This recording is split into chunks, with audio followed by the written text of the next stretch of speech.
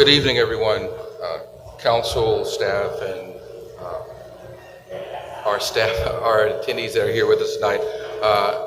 First and foremost, I apologize for starting a little bit late. Our attorney is just arrived, so we can go ahead and get going.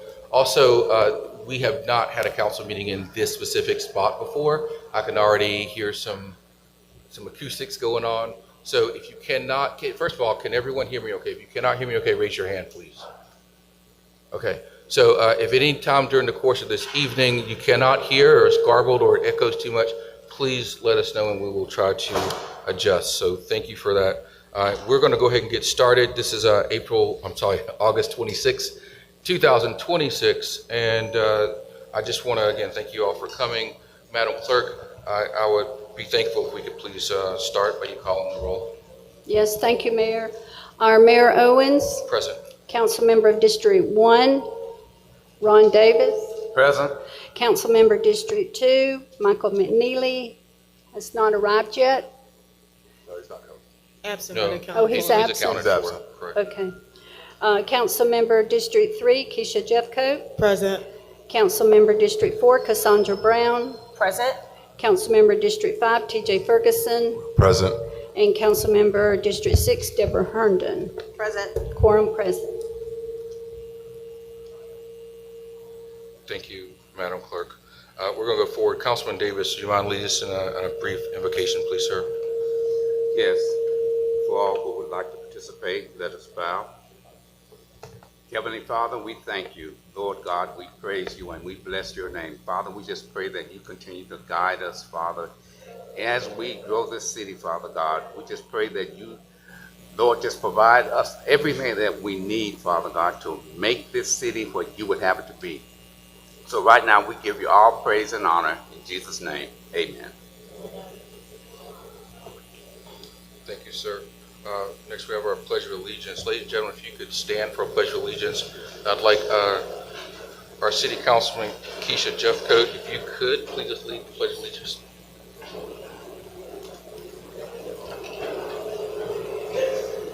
I pledge allegiance to the flag of the United States of America and to the republic for which it stands, one nation, under God, indivisible, with liberty and justice for all.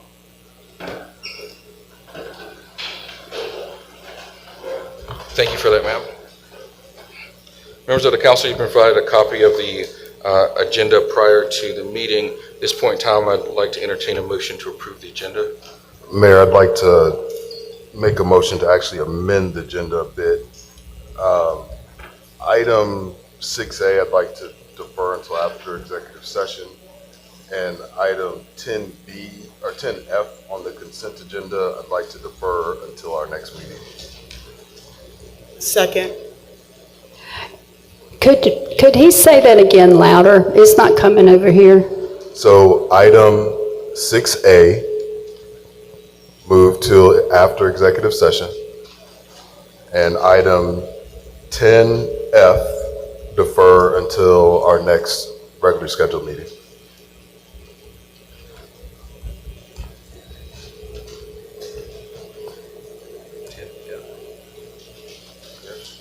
Yes, 10F is on the consent agenda.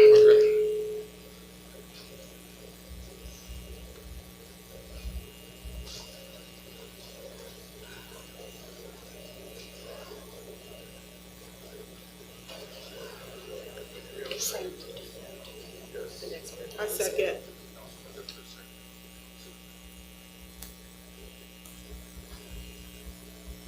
On the regular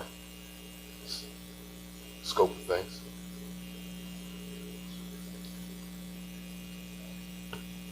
That would be my motion. All right, motion made, properly seconded. Any other discussion about this? I have concerns with moving the appointment to the end of executive session because it's quite late. Any other discussion? Any other discussion? No more discussion. Call the question. All in favor of moving forward with the agenda with the amendments made by Councilman Ferguson, please say aye. Aye. All opposed say nay. Nay. Ayes have it. We will move forward with the agenda as approved. With that being said, we'll go to item 6B. 6B is there are some updated oaths that need to happen. Madam Clerk, do you have those updated oaths? Yes, Mayor. I know for a fact that two are here, but I haven't seen the other one come in. But if you're to retake an oath, an updated oath, could you come forward? For sure, we have Gerard Jeter for the Planning Commission and Brendan Mitchell for the Ethics Board. And okay, let me get them pulled.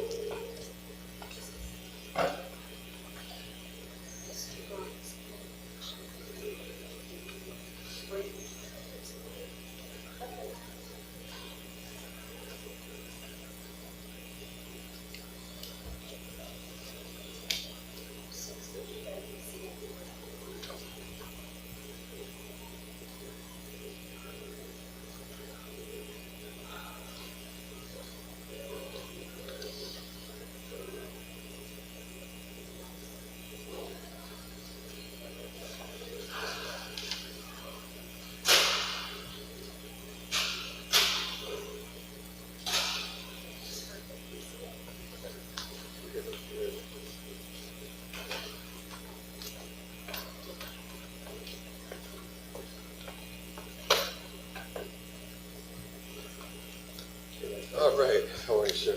Continue. Okay, we're going to go ahead and administer these oaths. We're going to do them all at one time, if you don't mind. Oaths are the same, even though your duties on the rolls are different boards. Just a little.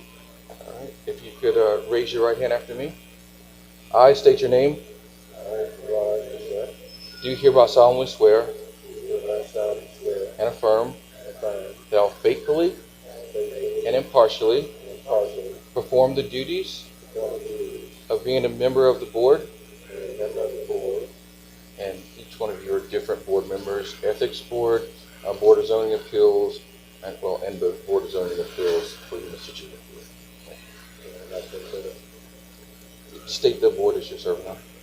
Member of the Board of Zoning Appeals for the City of Mableton, Georgia. Thank you. Thank you. Thank you. And with that, congratulations. Now, I will get these signed. If you go see is our deputy clerk here, back in the black dress. You right there, she will get you signed and take care of it. Okay, thank you all.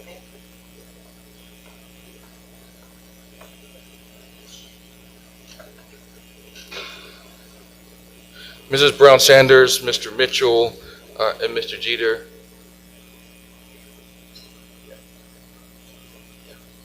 I just want to thank you all again for your willingness to serve.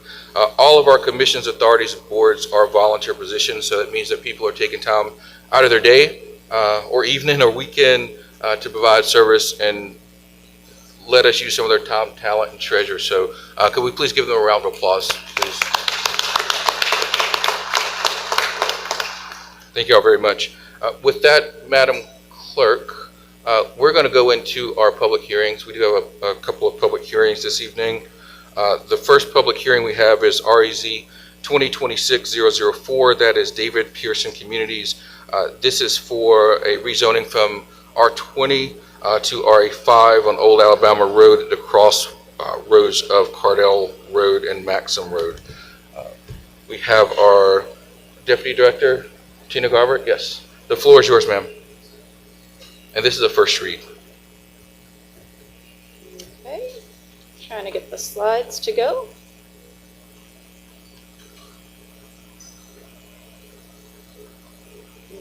Oh, let's see.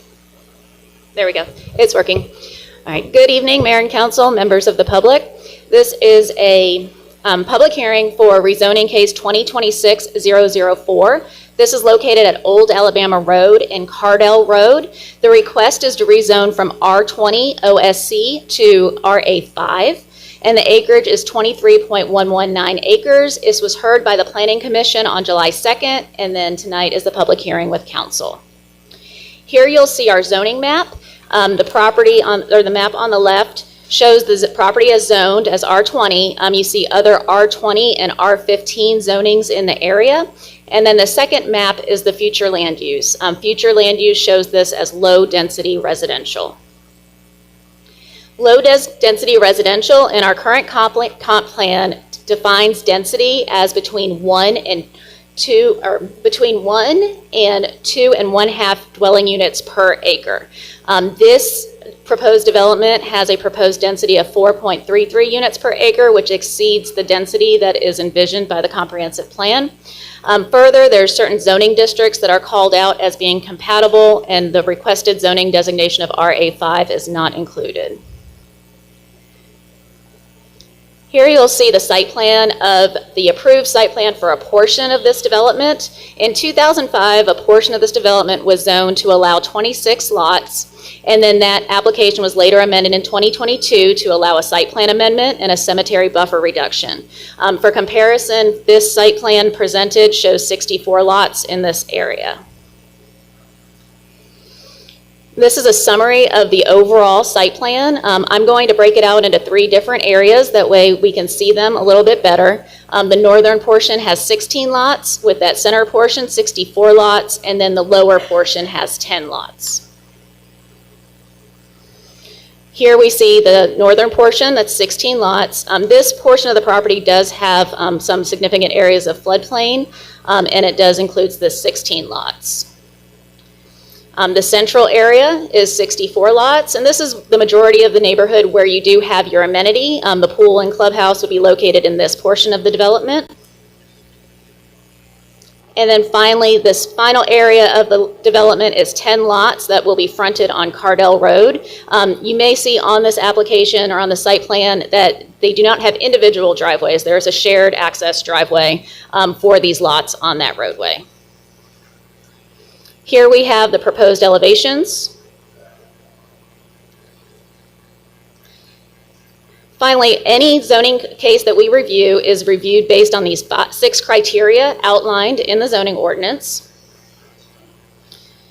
And staff is recommending denial of this application. The Planning Commission also recommended denial of the application. However, in order to provide a recommendation, staff did provide stipulations should Mayor and Council choose to approve this application. The applicant has agreed to most of these stipulations. There's one that has not been agreed to, and we'll call that out towards the end of the presentation. So staff is recommending, if it is approved, that all the conditions stated in the applicant's letter of agreeable stipulations dated July 1st, 2026, except as may be modified below. The development shall adhere to the new proposed minimum lot size of 3,500 square feet to a maximum of 9,560 square feet. The developer shall eliminate all proposed residential lots directly fronting Cardell Road and dedicate the resulting acreage as a continuous, undisturbed open space. All designated open space areas shall be placed within a conservation easement. The applicant shall provide an updated site plan demonstrating that all residential structures, including rear patios and decks, fit entirely within the building area and do not encroach into any required setbacks or environmental buffers.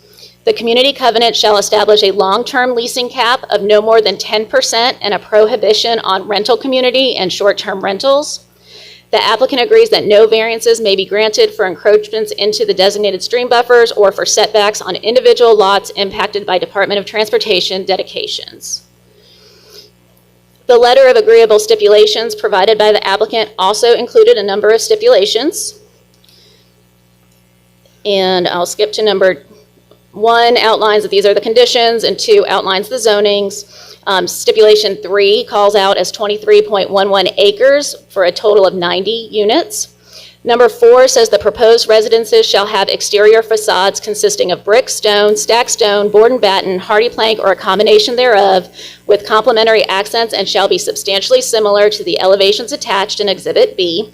To the extent final elevations are materially different in architectural styling and materials, such elevations shall be subject to approval by city staff.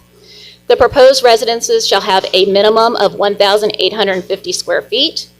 Applicant agrees to a creation of mandatory homeowners association consistent with similar upscale communities in the area. The mandatory homeowners association shall be responsible for the upkeep, landscaping, and maintenance of all common areas, entrance areas, mail kiosk, and the like contained within the proposed residential community. Additionally, and in conjunction with the creation of the mandatory homeowners association, applicant agrees to the recording and enforcement of a declaration of covenants, easements, and restrictions, which will contain covenants, rules, and regulations applicable to the proposed development. The mandatory association shall be responsible for the enforcement of the covenants, easements, and restrictions. Stipulation regarding entrance signage. The setbacks for the proposed residential community shall be as shown on the site plan. All setbacks, landscape, and buffer areas may be penetrated for the purposes of access, utilities, and stormwater management, including but not limited to drainage facilities and any and all slopes or other required engineering features of the foregoing. Any disturbed areas must be replanted with like vegetation. All stormwater management areas shall be fenced with perimeter landscaping for the purposes of visual screening from the public right-of-way and adjacent residential properties. The mail kiosk shall be constructed and styled to be of high-quality appearance, including a roof with materials compatible with those used for the exterior of the residences within the proposed community. The proposed community shall have private streets. Applicant agrees to the declarations and covenants shall include a provision that community streets will remain private in perpetuity. Applicant agrees to establish and fund a separate account for the benefit of future homeowners for the purposes of future private street maintenance. Applicant agrees to the construction of private streets shall be to public street standards. Applicant shall be permitted to install mountable curb rather than high block curb to provide better aesthetics and transitions. Applicant agrees to install a protected crosswalk across Old Alabama Road as its intersection with Cardell Road, subject to approval of Cobb County DOT. Applicant agrees to the Cobb County DOT comments and recommendations. Applicant agrees that the amenity area shall include a clubhouse in lieu of a cabana. Rear and side elevations which face public right-of-way shall include at least 50% brick or stone. Undisturbed stream buffers shall be placed in a conservation easement with appropriate fencing or signage indicating the limits for required undisturbed stream buffers. The covenant shall include a provision prohibiting short-term rentals of any homes, and this last one, the applicant agrees the covenant shall include a rental restriction of no more than 10% of the homes. However, prior to the issuance of any building permits, the applicant has the option to establish the community as a 100% for lease community. Just going back to those two stipulations, in case there's any confusion, the applicant did propose in their letter a rental community, but they have agreed to the stipulation that staff has placed that would limit it to a 10% rental cap. And then the one stipulation that the applicant has not agreed to is the elimination of the lots fronting Cardell Road. And then finally, I had mentioned Planning Commission did recommend denial of this application. There is not any stipulation specific to the floodplain management on this site, but as noted and seen on this map, there are substantial areas in the floodplain that will be reviewed as part of the engineering process, and they would have to demonstrate compliance at that time. And that concludes staff's presentation of this application. Thank you for that, Ms. Garver. Council, do you have any questions for Ms. Garver at this time? One question about the rental piece. I guess I'm hearing conflicting conversations. So are we saying that the applicant has agreed to the 10%, or that there's still conversation, and was that taken back to the Planning Commission as for them to understand that was agreed upon? The applicant has agreed to the stipulation of 10%, but that commitment came after the Planning Commission action, and so it does not go back before the Planning Commission. Okay, thank you. I don't have any other questions. Thank you. Council, any other questions before we? Yes, I have one question. Are you able to speak to the amount of flooding in that area? That, like, over the last, I don't know, 10, 15, 20 years? I know there was maybe like 2009. I can't specifically to this area. There was substantial flooding in Austell and Powder Springs in 2009. This area is covered in that floodplain area. The applicant has stated that their engineering shows that that level of, there's an elevation that's defined as what is the floodplain, and sometimes the flood maps are show a larger area. So the engineer would go out and show that topography and then remap the area. And I'm being told that that mapped area is less than what we've seen. But in 2009, we far exceeded the 100 flood level. All right, at this point in time, I'm going to go ahead and open the public hearing for this matter. And I do think we have the attorney, Kevin's here. Good to see you, sir. So at this point in time, we will allow the applicant or his attorney to go ahead and take the podium. And Madam Clerk, we're going to proceed with this hearing as we do with all of the other hearings. There'll be 20 minutes, 10 minutes for those who are in support, and 10 minutes for those who are against. And the floor is yours, sir. Okay, you can just leave that site.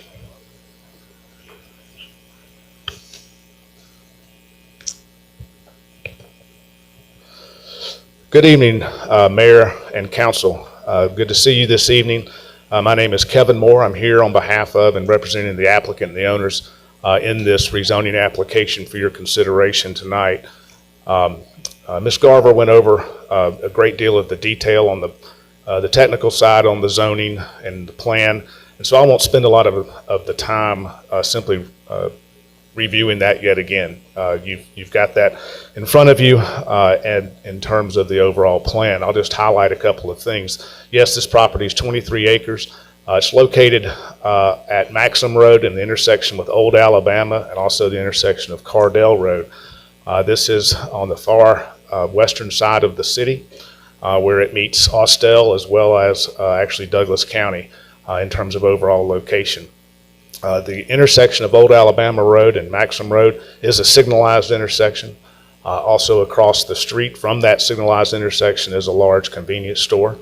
So that gives you also a sense of what's in this particular area, and then we'll go into that even further in a little bit, because I want to review some highlights of the application from our standpoint and then get into with you why we believe are a basis for support for this application as presented.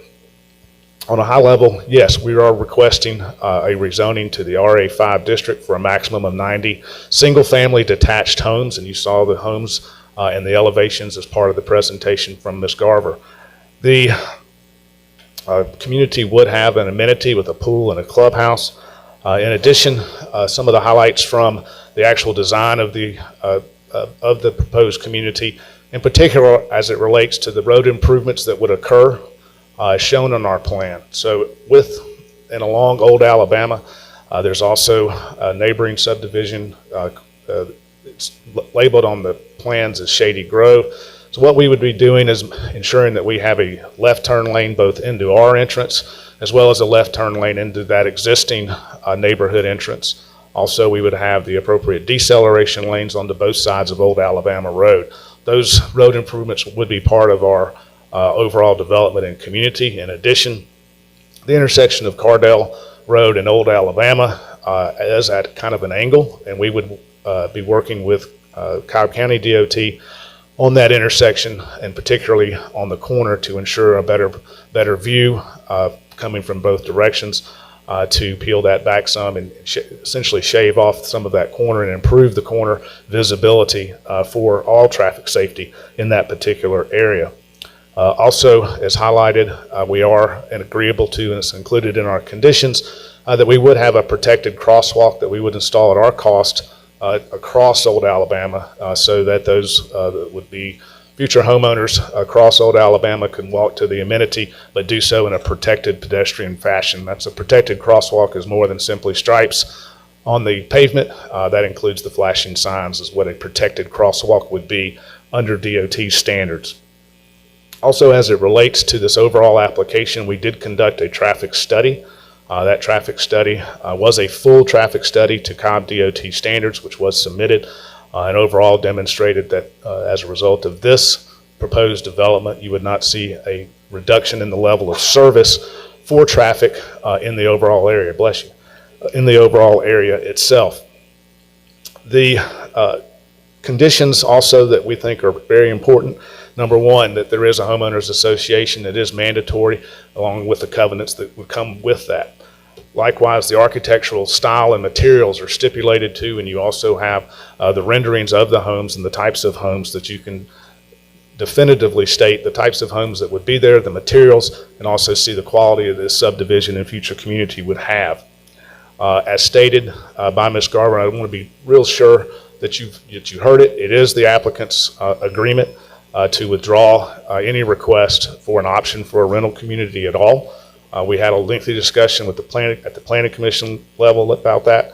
Also have had additional discussions, and so that's been withdrawn. We are agreeable. This would have a 10% rental restriction as part of the homeowner association covenants as a commitment, both as a condition of zoning and to be included in the covenants themselves. Overall, I want to take a step back, and I gave you a handout because I think that's very important for consideration.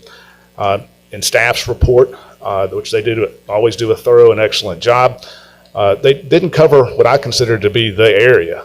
What they covered was simply the one intersection at Old Alabama and Maxham Road. But there's a larger area at play here in terms of what has been developed over the last 20 to 30 years in terms of residential communities and at what densities. So what I gave you was a real summary of what's in the area. Yes, what's immediately adjacent is R20s, types of subdivisions and neighborhoods that were built 30, 40, and 50 years ago and been great neighborhoods, certainly, no question about it. But what has occurred since that time in the 2000s and forward, the last 20 years, is development along Maxham Road, turning into Austell Road. Now, these subdivisions such as Maxham Farms, which is the very next residential community north of this property, almost adjacent to it. Maxham Farms zoned and approved as a single-family detached residential community to the exact same category, RA5, that we are seeking. That was approved when it was in Cobb County, to a density of 3.54 units per acre. Those RA5 lots and residential community basically mirror the standards and the lots that we have proposed at this point in time. Also continuing along Maxham Road, Austell Road, the next community is Sanders Park. That Sanders Park is a community that's actually a mixture of townhomes and single-family detached homes. It's at 4.1 units per acre that was approved and under development. Across from that is Creekside Overlook, a townhome community at 6.2 units per acre.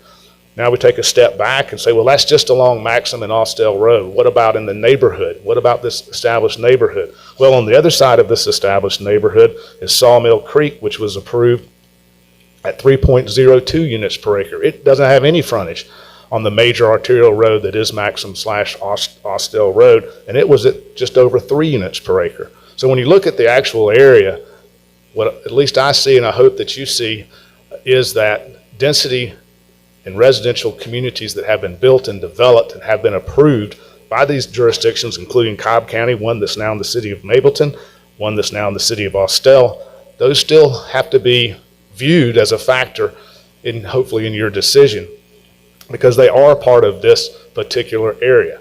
And this particular area tells me that density of this nature, just like the density that we're proposing, is highly appropriate.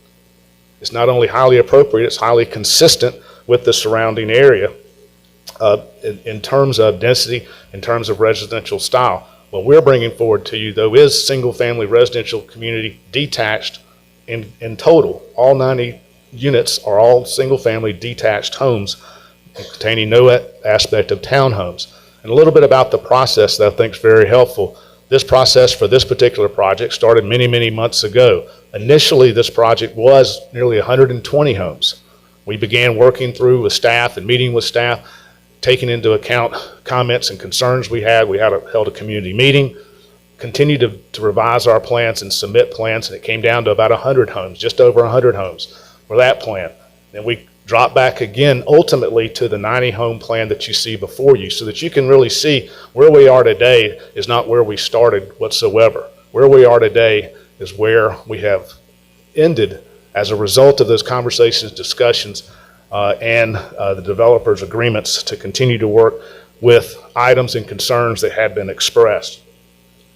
Also, it really is an issue that we think that hopefully will be of concern to you, and that is housing shortage and affordability is a major concern. not just for the city of Mableton, not just for Cobb County, and not just for Metro Atlanta, though it's very heightened in metropolitan Atlanta, as seen by the recent ARC survey that pointed out that was nearly the number one concern, according to that survey. As we continue to look to see how we solve that, the homes that we are proposing here would be in the high 300s and 400s in terms of sale prices, and that's a sales price that is attainable. It's also the sales prices in home sales and providing home housing, detached, single-family, new community inventory that simply is not out there at this point in time.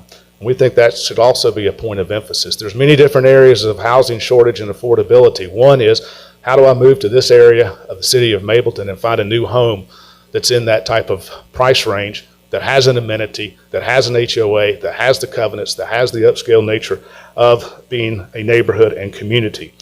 We have agreed to all other conditions other than the reduction of the 10 lots that staff has recommended. In addition, we do agree to an affordability condition. It's one that we've crafted that would provide that any civil servant, meaning first responders, educators, any civil servant that comes forward that is interested in purchasing a home will be provided and offered rebates, buy-down, interest rate buy-downs, and options to reduce the cost and make it affordable. Thank you for your time tonight. Thank you, sir. At this point, Tom, is there anyone that would like to speak against or not in favor of this development? Please make your way to the podium now.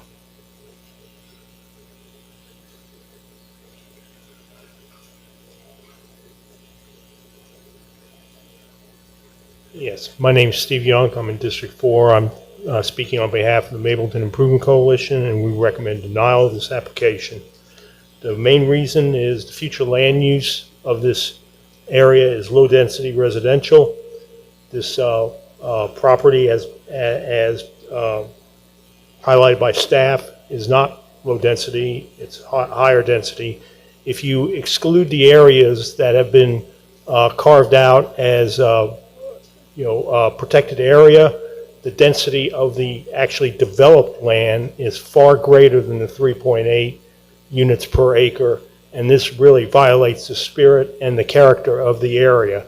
This area should not be developed as a high-density residential or medium-density residential. The homes, particularly in the center area there, are as little as 5 feet apart, and that's more in characteristic with a detached townhouse development as opposed to single-family detached development. Also, would like to point out that a lot of the areas that are undeveloped that are included as amenities are across multiple streets like Cardell and South Alabama Road. And some of these areas, particularly along Cardell, do not have protected crosswalks, and people trying to use them are in danger of being hit because those who live in that area know that both of those streets see high traffic use, particularly in the morning and the evening with commuter traffic. So for these reasons and a number of the other reasons stipulated by staff, we recommend that the City Council and the Mayor deny this application. Thank you. Thank you, sir. Ms. Nash, you're recognized.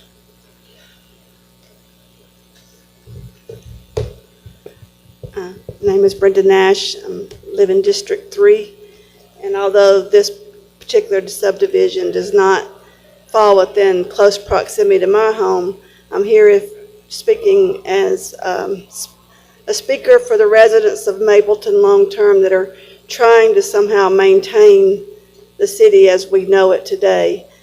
We have seen so much heavy development, which may be necessary along the major corridors, heavy apartments and condominium building with close proximity that looks nothing like the old hometown feel of Mableton that we've become accustomed to. And we're just asking that stick with your comprehensive plan, try to grow districts as they fit into the area. This is a very major arterial into Mableton from the west side, very congested area already. Cardell and Old Alabama carry a lot of the school traffic up to Pebblebrook, as well as Cardell taking it to all the elementary schools that are located on South Gordon Road, because that's just where the South Gordon converts into Cardell Road. Very heavy area already, and to put 90 homes in that area would be ridiculous, along with, as he mentioned, a lot of the land is not being developed around it. They're just throwing it in to try to make the density look better. It was my understanding from looking at the plans earlier, unless they've changed, the majority of these homes are a large number are 5 feet apart. So we're not talking about sprawled out nice homes. We're talking about homes stacked on top of homes with continuous rooftops. And I feel the existing neighbors to that area deserve to be able to maintain the quality of life that they've become accustomed to without having to adapt to this new environment that City of Mableton's trying to create. So we are asking you, please keep some green space, keep some room for the children to be able to play, and please deny this application. Thank you, Ms. Nash. Anyone else?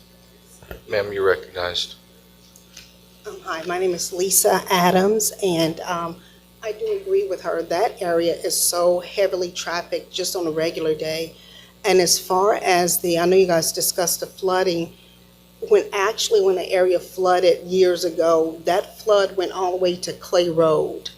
I mean, and it was, my brother's house got flooded, and it was Clay Road. So when I say that area, John Bleakley forward, that area was flooded. So I'm not understanding how all of a sudden we can build houses on an area where everything flooded in that particular area. I mean, it was horrific. I'm not saying it's going to happen again, but I don't know what we've done to actually make it not flood again. I mean, I just don't understand that. And as far as, I know you said that we talked about the housing that is on Maxham Road, well, Austell Road, but that is just a regular, forgive me, but just a regular straight street. Where it seems like where you guys are talking, it is like that corner right there that's already, if you're coming down Maxham Road, that traffic is crazy. Coming down Cardell Road, that traffic is crazy. If you're coming down Austell and Maxham, that whole area is already crazy on a good day. So I'm not understanding how we're going to put more houses here and not being funny. I don't care how good they look. I'm talking about the traffic. I'm talking about the people. The area is just so saturated already. We have nowhere to go. Even just driving home, I work 20 minutes from home. I'm thinking once they finish this on Floyd Road, it's going to take me an hour to get home.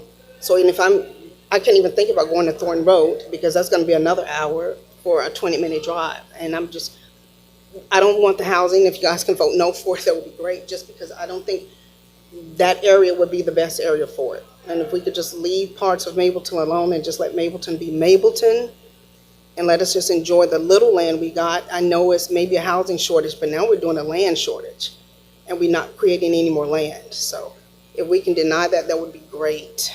Thank you. Thank you. Ma'am, you're recognized. Hi, my name is Juanita Crowder, and I'm from District 5. You asked the question, TJ, about the flooding. It was severe flooding over in that particular area, especially at Old Alabama and Cardell Road. I lived in Austell at the same time. My house had over 13 feet of water, so that was a very bad flood. And I would not recommend that they build any homes in that area because they're saying that the plane is not really clear. But I can guarantee you, in 2005 we had a flood. It was not as bad, but in 2009 it was major. And I would recommend that you guys deny that application. Thank you, ma'am. Is there anyone else who would like to speak in opposition of this? There's a balance of slightly under 3 minutes. Sir, please approach. Hello, my name is Caesar. I've been a resident of District 1 for 30 years, and those trees are a huge, mature trees with mature roots, and they actually absorb the flooding that we're all concerned about. I remember 2009 with a huge flooding, and if we cut those trees down, it's going to increase more of the flooding. People were already on top of each other. There's a lot of wildlife. I hear comments of like, oh, I see deers, coyotes. Like, that's a refuge for wildlife already. So if we cut those trees down, it's already going to be, we're going to see a lot more impact to wildlife and environment impact. So that's my comment for denying this. Thank you. Thank you, sir. Appreciate your time. Is there anyone else that would like to speak in the last 2 minutes? Mayor, I had a comment emailed to me I wanted to express. Okay.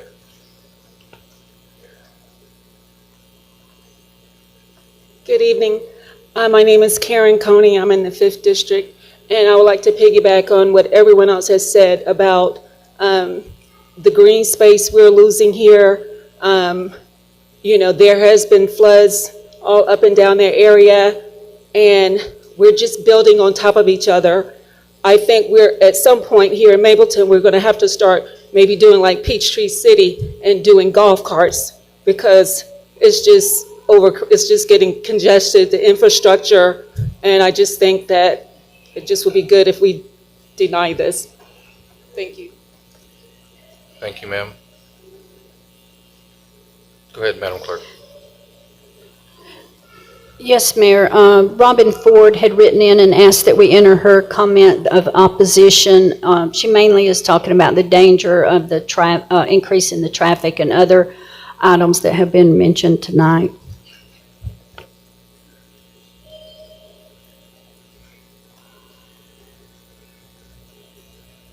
Thank you for that. At this point in time, is there anyone else that would like to speak in opposition of this case?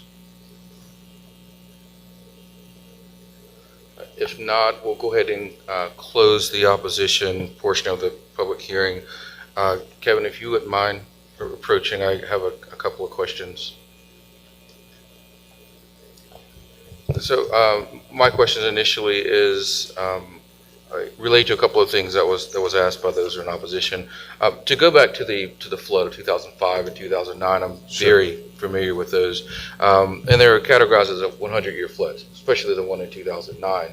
And I think there are very valid points around that. So the question is, throughout the development of this, how much geo work has been done, topology to, I mean, I understand there's people who's willing to spend their money investing in these homes, the ability to get flood insurance. Like, what has been done to ensure people that, I don't want to say these homes are flood safe, but Of course. what work has been done? Sure. So they have done preliminary floodplain studies as far as the engineering and civil engineering and hydrology. At this stage in the development, they've spent some good money, but those further studies that you do are spending, now you're in the mid six figures once you start doing that. So those types of issues would be identified and further studied, like Ms. Garver was saying, during permitting ultimately, and that is they'll have to identify and certify to the actual floodplain limits, and there's standards as to what you can do and cannot do. And if they can't achieve those standards adjacent to or next to the floodplain, then they don't get to build there. Those engineering standards have to be met. They're a lot more stringent today than they were when, even in 2009, which was actually a 500-year flood that occurred at that time, which is why it was such a major event. But those are the things they've done to date. There's more work that would have to be done, but in the timeline of a development process, those occur once they know they at least have a project that they can move forward with. Then they need to go and spend the huge sums of money to have those engineering studies done on a final basis that can be reviewed and certified, and those will be reviewed by city and as well as the county stormwater staff in this instance. Thank you, sir. According to the current plans, along with the current designations, are any of these homes or amenities planned on being built in the existing floodplain? There are, if you're looking at the floodplain map today, some of the homes on the northern side do have floodplain. That's floodplain that's based on the FEMA maps, which don't necessarily relate to that FEMA has done actual flood delineation to determine the exact topography. They do that by aerial, and so it can, and oftentimes is off by several feet. So that's primarily the area that they'd have to make sure was delineated. And if it's delineated as being within the 100-year floodplain, then it would not be able to be developed in that manner. Thank you. Council, any other questions of the attorney? Yeah. So do you know if the FEMA maps have been updated since that last flood? For this particular area, I know that the last, if I recall, the last FEMA update was in 2017, and whether it covered this particular area, I do not know myself, but I do know even the FEMA maps, as they update them, it's not, again, they're using aerial. They don't send people out to actually run the measurements of the topography and elevations to determine exactly where floodplain lines are and are not. It would be our professional engineers would do that work to delineate it precisely. And so it has a clear line at that point. And then again, approval of the zoning does not guarantee that you can build it. It just guarantees that you have an entitlement. If you can meet the standards and the requirements, then you can. But if you can't, they would not be able to build it in that particular area. Thank you. Any other questions, Council? One other question I had was the elevations that are shown in the presentation. Is that for all of them, or? Those are the representative elevations. So in terms of style, architecture, and materials, those wouldn't be the only 3 or 4 homes built. So you would have different variations of those homes in terms of, brick in one location, stone, different types of board and batten, and so forth that would occur across those elevations. So they wouldn't all look exactly the same. They would be varying elevations, but that gives you a representative sample of what they would be. And the reason I'm asking that is because the lots that are sitting, the 10 lots, they're going to have, that are sitting along Cardell Road would have the same elevation as the 64 that are sitting in the big circle? The ones that belong Cardell might be actually, they could be a little bit larger in terms of width, but overall, yes, it would be very similar. And then the thing that's come up several times is this buffer between lots, between houses. Has the builder determined that 5 feet of clearance between houses actually sells? Yes. Now, that's a minimum, mind you, that's a minimum width and distance. But yes, absolutely. In fact, as I was stated earlier, the standards in those other communities that I was pointing out are very, very similar. Yeah, I'd be curious on that because I know that was one of, as people have stated, that was one of the draws to Mableton in this area, was the fact that I actually had a little bit of land and I didn't see my neighbor in their kitchen. So I'm thinking, my concern is that we're taking away a little bit of that charm with the setup, and I'm just wondering if, as I'm looking at the layout, there's maybe 11 lots that are sitting around the pool area and in that kind of space that it just seems like we could take those out. We could take out a couple in the big circle, the football field in the middle, and kind of reduce that to maybe give the people more space, which gives the home a better aesthetic. So, I would definitely say that that's a consideration that needs to be made. And we're more than happy to look at that and consider that. And this is not as so much as a response, but it's just as information. The careful balance that we're trying to make also is when you're in, 90 homes in this area supports a healthy HOA that has a full amenity. And the lower the number of homes, the heftier lift it becomes for those homeowners in terms of homeowner association dues and supporting a proper amenity that we believe should be here. And likewise, less homes increases purchase price. It's just, that's the math. But I just wanted to let you know kind of where our thinking has been on that. But given the tenor of your question, be more than happy to look at that and consider Okay. that. And further. the last thing, when we're looking at this and we're talking about the private roads, and we're talking about the separate fund and all that for the private roads, has it been understood, did Ms. Garver leave?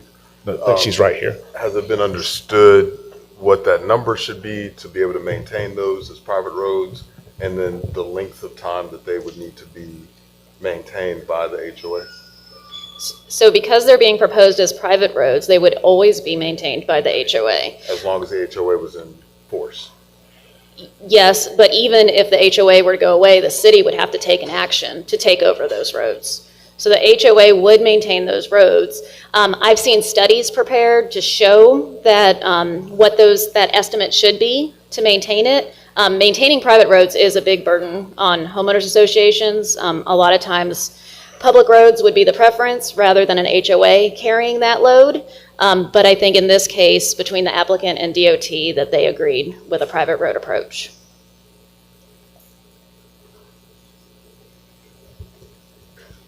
Councilman, if I could provide a little further context to your question. With Cobb DOT, in order to, if you're going to propose private streets, the language in the stipulations creating the separate account and funding that with a study that shows this is how much should go into that account so that there's sufficient funds that are set aside. That was actually a Cobb DOT. I sat down with Cobb DOT on some projects a couple of years ago and worked with them, and this was the language that they liked to assure that sufficient funds are put into place, set aside for future street maintenance for the homeowners association that the developer has to then do. So it's not just on the homeowner's backs to do that. He has to create that fund and put it into that account. Okay, and then how long is the HOA supposed to be in place? The HOA, number one, the zoning conditions require a homeowners association and require a mandatory homeowners association and require the declaration of covenants to be filed and recorded. Those filed and recorded covenants would provide for the perpetual existence of the homeowners association. So anybody buying a home is subject to those covenants that require the HOA, as well as subject to the zoning conditions which require a homeowners association. Right, maybe I'm not asking my question right.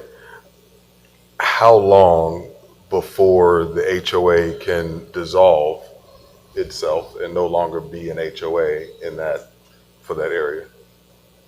So for instance, I know my homeowners association is for 20 years. After 20 years, a decision has to be made whether or not we're going to continue and update or we're going to sell it off to a management company or do something different. So in this, how long are we talking? Okay, for a planned development, it would be perpetual. Under the statutes as they are now with a homeowners association, as well as the declaration of covenants, it doesn't have a termination per se.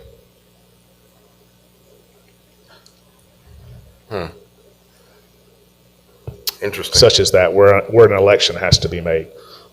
It continually renews. Interesting, okay. Well, then I have a question, kind of just building on that.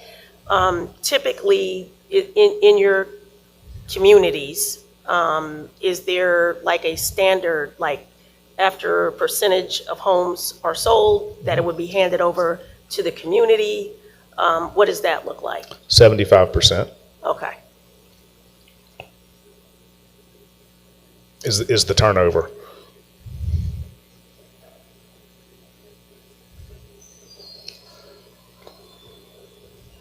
Any other questions for the? Yes, I just have one. Councilman Davis. That traffic study, when was that actually done? When was it done? Yes. If you allow me, let me grab it. Oh, I'll sure, give you the exact sure. date.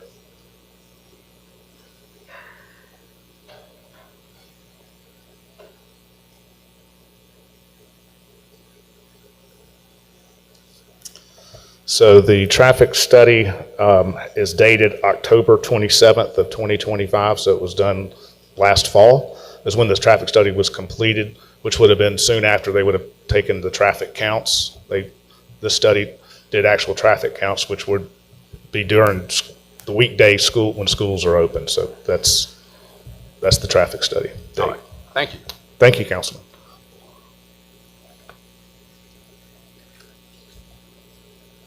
Any other questions?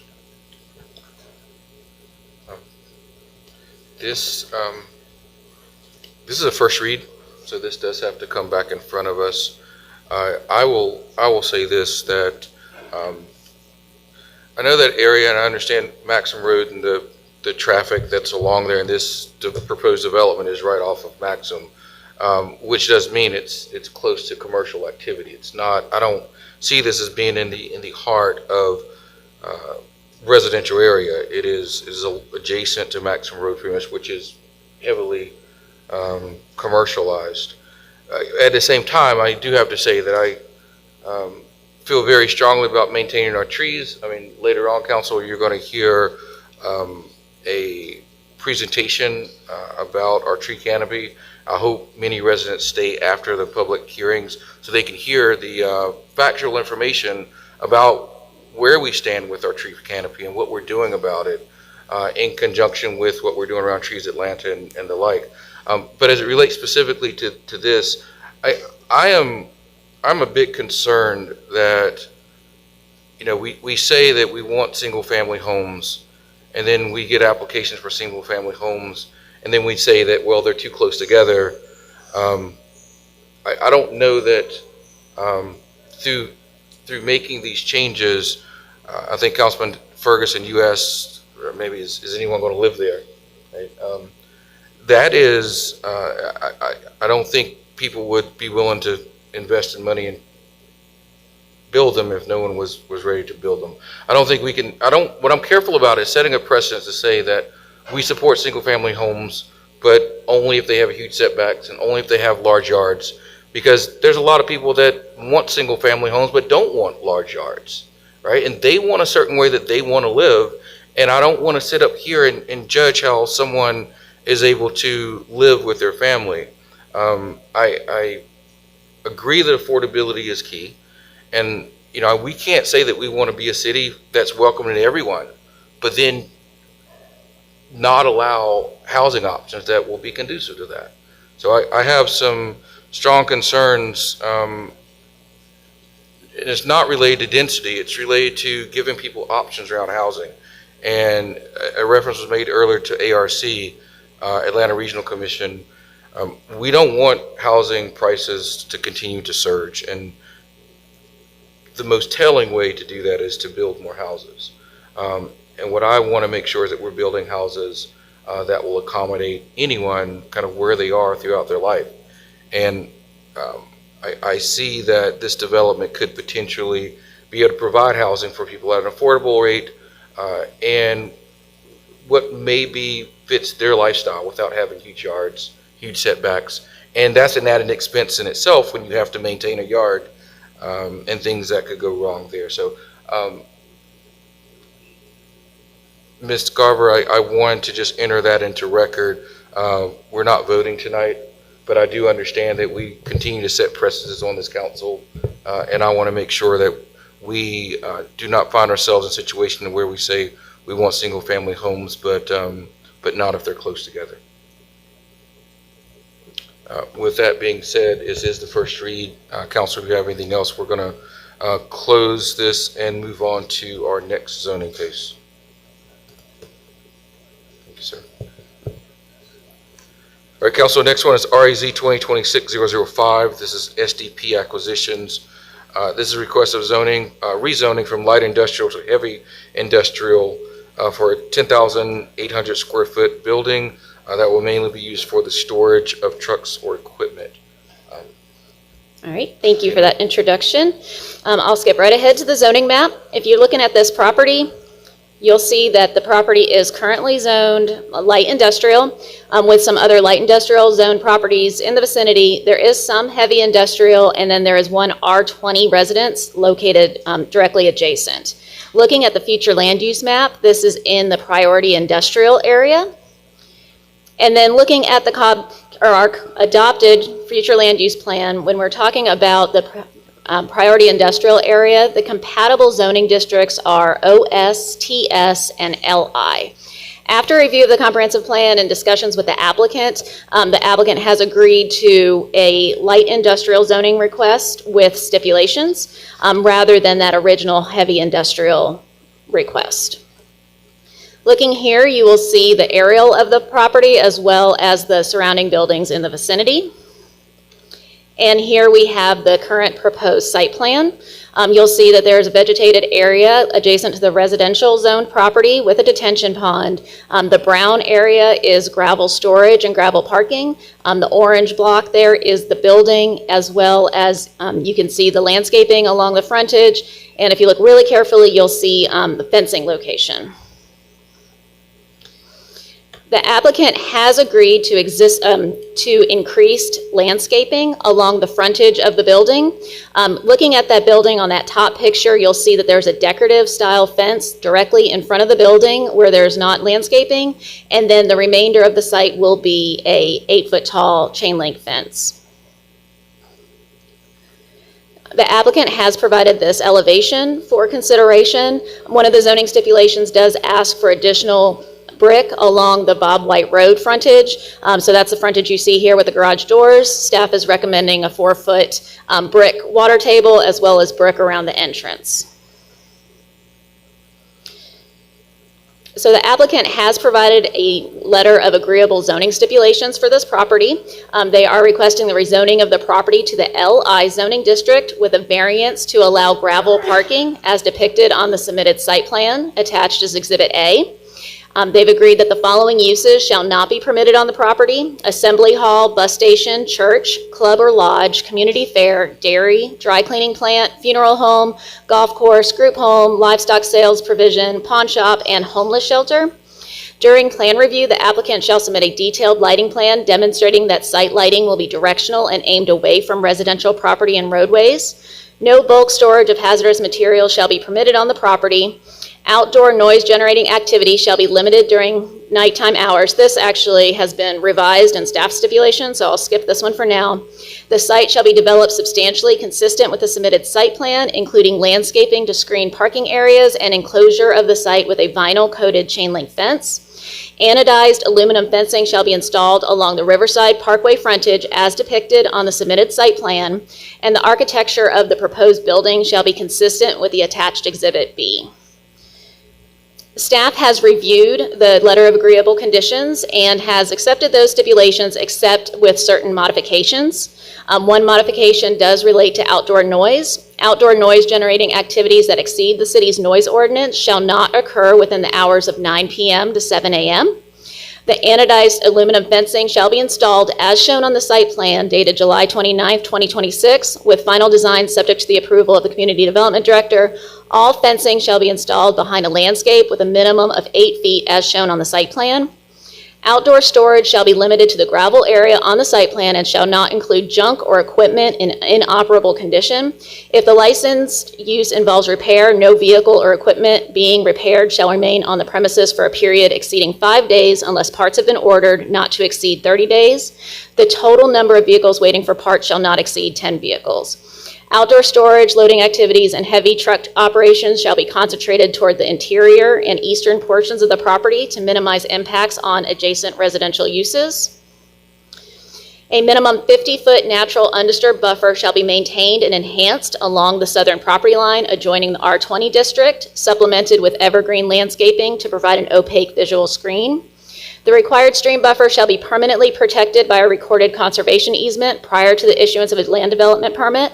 No grading, clearing, filling, material storage, or other land disturbance shall occur within the stream buffer. Any area required any area permitted for utility work shall not be required to be placed in the conservation easement. The outdoor storage area shall be enclosed by an 8-foot fence and screened from Bob White Road and Riverside Parkway with a minimum of 8-foot landscape buffer as depicted on the site plan, with a minimum planting of 1 tree for every 20 feet.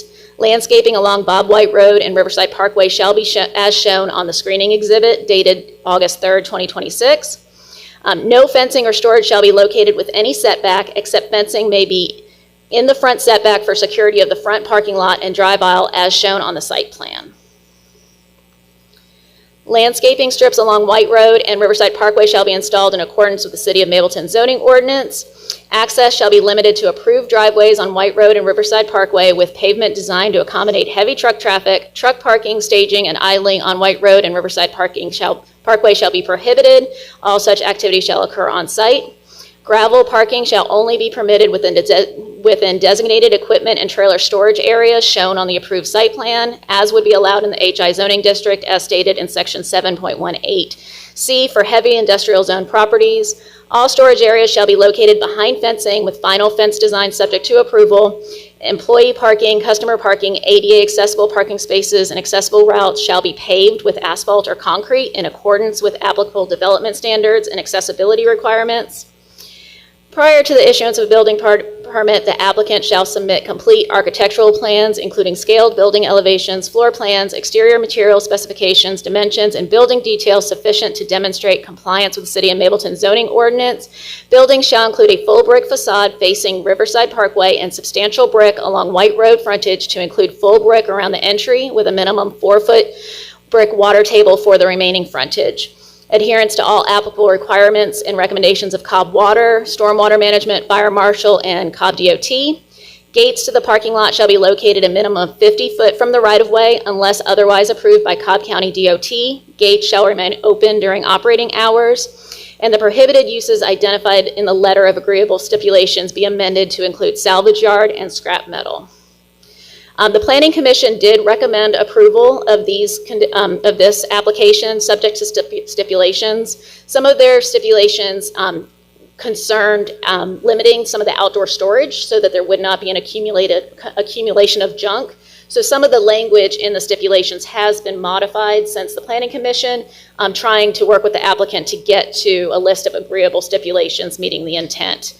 The applicant has agreed to these stipulations with the exception of there is one area on the site plan where staff is recommending that the storage be limited and the fence be brought back, and the applicant would like to keep it as shown on this site plan. The only other difference that's shown on the site plan and in the written stipulations right now is there are some areas on the site plan that may not have the 8 foot of landscaping in front of the fence. So the applicant will be able to answer some of those questions about the screening if council has questions about that. And that concludes my presentation. Thank you for that, ma'am.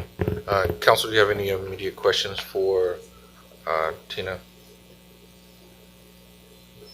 No? I did. I just had a question about the, can you clarify the portion that the applicant does not want? Can you explain that a little bit? I'm sorry. Sorry, I was asking if she could explain a little bit more about the what the applicant does not want to do in comparison to the site plan as is shown here. So the only areas, and I don't think I have a pointer here, but if you're looking at the site plan on the screen, the top right area, you see where the gray or the brown parking area exceeds the front setback line shown on the site plan. Staff's recommendation is that all storage and that fence be at that front setback line, where the applicant is stating that they need that additional storage, and so they're wanting to bring it closer to Bob White Road. Okay. And then the only other area, there's a few areas when you're looking at the fence where you see that there's not 8 feet in front of the fence. There's some pinch points, and so that stipulation will need to be cleaned up before the final reading. Thank you. At this point in time, Madam Clerk, we're going to go ahead and start the public hearing. We're going to start with the applicant here. The floor is yours, sir. Good evening. Excuse me. For the record, my name is Parks Huff, law firm of Sam's Larkin and Huff, and I represent the applicant in regards to this. So I'm staying over here so I can look at the site plan because I'm going to be referencing some things here. If I can go to the aerial real quick just to reference the location. So that is the location starred. It is at the intersection of Bob White Road and Riverside Parkway, obviously pretty close to where we're at right now. And what this slide shows is that that whole area is industrial with a lot of different industrial uses. What my client is acquiring this property and proposes this development is to be another business in that industrial area to actually provide some support for some of the industrial users. The building is designed to accommodate equipment and vehicles that could enter on one side and exit on the other side so that they could be worked on. Because obviously when you have that industrial with all that different activities and different types of businesses, they often need other businesses to help support with some sort of maintenance of equipment and such. So that's the reason for the development. As you can see here, we do have some residential to the left or west, if you will, but our site plan and the way it lays out, we're well separated from that. Across the street, directly across the street from us is an industrial development, very similar, that's under development now, very similar to what we're proposing here. We actually, my client says, we're going to look a whole lot nicer than that. If I go to the site plan here, I want to point out some things about the site plan. So the property that faces the building faces Riverside Parkway, and that'll be our front, and you see where we have parking spaces for the employees and customers sitting out front.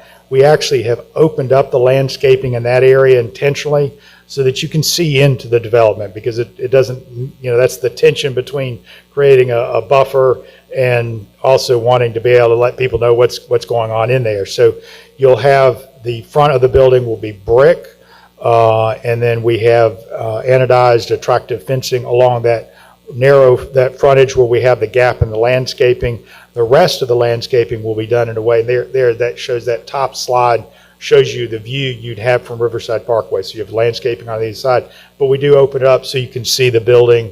There's a lot of reasons that makes it more welcoming. It's safety and security to have some visibility into the site. And then as you look on the slide to just the top slide is the front view. The slide below that would be the side all along Bob White Road. And we propose landscaping all along there. We do have an entrance post on Bob White Road, and our traffic circulates through and gets back out to Riverside Parkway. So we have generous landscaping, and then behind the landscaping is where you'd have fencing with opaque barriers, and that will be the aluminum, or not aluminum, the vinyl coated fence, so that actually you hope you don't even see the fence because you'll be seeing the landscaping rather than fencing. And the anodized fencing out front would be only what the attractive fencing you'd be seeing where we have the in opening. Go to the next slide showing the actual architecture. We do agree with the front of the building is on the left-hand side of that. That would be, say, facing Riverside Parkway. We would brick the entire frontage as shown depicted here. In the side that would be facing Bob White, which hopefully will be largely shielded by landscaping, we have agreed to the brick water table, although we don't have that updated site plan or architectural rendering showing that. But that would be, again, shows you how you'd have vehicles be able to enter and equipment be able to enter on that side. On the other side, there's an exit so that they can pull on through. It's designed, again, to be supportive of the existing businesses in the area. If I go to the site plan, I want to point out the only kind of area that we do have a little difference between what is recommended and the site plan is shown here. So we've tried to have generous landscaping along the Riverside Parkway frontage. We have landscaping along Bob White Road, but we have 5 acres of storage area for equipment and vehicles to be moved around and stored temporarily to be worked on or before going to a job site. And that is critical. And the business to have that 5 acres is a kind of a magic number. And it's kind of like, I think if you're looking for a 4-bedroom house, you don't look at a 3-bedroom house. So that 5 acres. So it's real important to them to be able to get the 5 acres. Obviously a good bit of the land to the west, adjacent to the residential, is got our detention areas and buffer areas over there. So having that area between the setback and the road, we've got 8 feet of landscaping along there, but there's a quirk on this section of Bob White Road. There's an additional 20 feet of right-of-way that you normally wouldn't have. That is a real wide section of right-of-way. We're actually 35 feet from the travel lanes. So that area pushes us further back. And we think with the landscaping, as was shown in the previous slide, along Bob White Road, we can well handle the shielding of that storage area. There you go.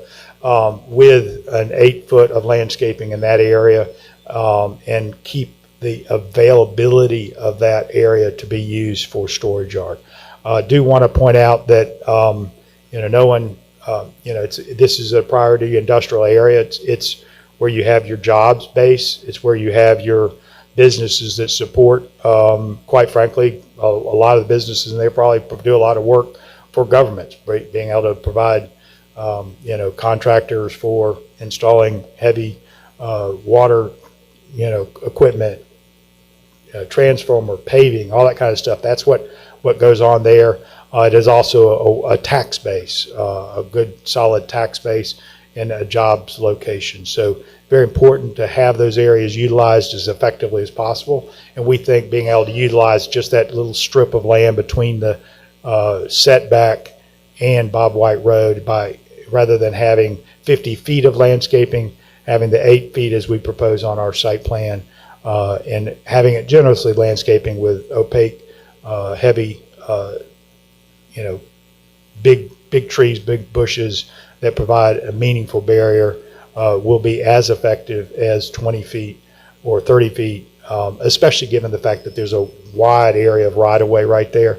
And again, it's being able to provide a business that will support the surrounding businesses, provide jobs, provide tax base, and provide services that are used in the community. So we think that's a reasonable request, and we look forward to working with your staff to come up with maybe a better graphic to show how we can provide a true landscape plan on that area to provide the effective barrier. So we're here to answer any questions you have. Very appreciative of Mableton Improvement Coalition attending all the Plan Commission meetings and working with us and recommending approval of this, and recognizing that this is a positive business that will be good for the city of Mableton.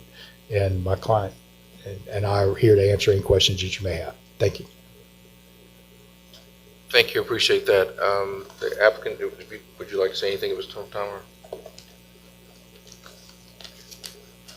My name is John Young. I'm with Strategic Real Estate Partners. I think I'd just like to thank the City of Mableton for hearing us out. Planning Commission working with us for a couple months on, hey, how can we make this work? We want to be the nicest business on the corner here. This kind of product type is important. It's a service-based business. It supports a lot of the industrial in the area. Think, landscape contractor, somebody who's going to install water piping in city right-of-ways. And so this is a project that we're proud of, and I think we've come a long way, and we look forward to finding a way to finish the drill with the city. So thank you. Thank you, sir. Is there anyone else that would like to speak in favor of this in the last minute? No. If that's the case, we will move to those who are opposed. For anyone who is opposed to this zoning effort, please make your way to the podium now.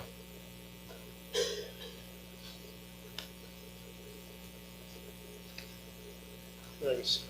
My name's Steve Young. I'm with the Mableton Improvement Coalition. And Steve, can you pull the mic back to you? Sorry. My name's Steve Young. I'm with the Mableton Improvement Coalition, and as District 4, we don't oppose the construction. We oppose the way this application is framed. It's framed with particularly the hard pack is framed as a stipulation. It should be framed as a variance because you're allowing something that it isn't permitted under the zoning category, as opposed to a stipulation which normally restricts something that is normally allowed in the zoning category. So we recommend deletion of this zoning application to LI with subject to the conditions laid out in Ordinance 2026-080, and allow this application to go forward with a variance for the hard pack and not a rezoning. Thank you very much. Thank you, sir. Is there anyone else that would like to speak in opposition of this case? Once more, is there anyone who would like to speak in opposition? Please make your way to the podium now. No? If that's the case, thank you, gentlemen. This is the first read, so we will not be taking any action today, and we will go ahead and close this public hearing. Thank you. Council, the next item that you'll have is 7C. 7C. This is RAZ 2026.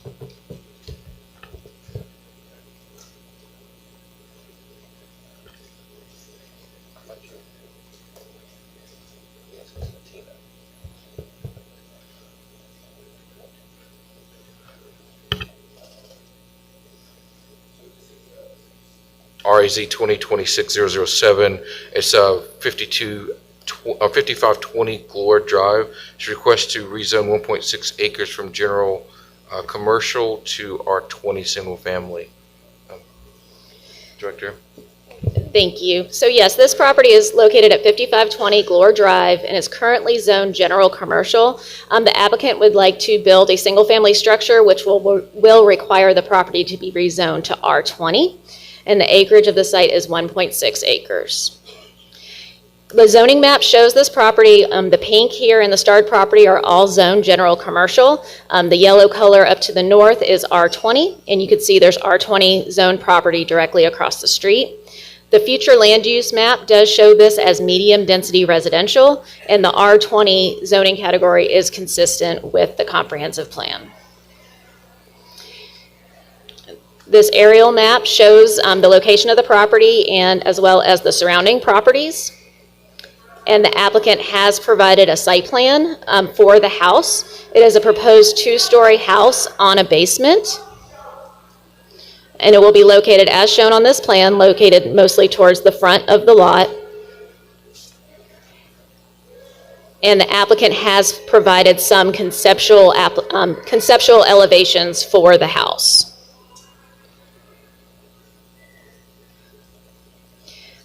Planning staff is recommending approval of this application with stipulations.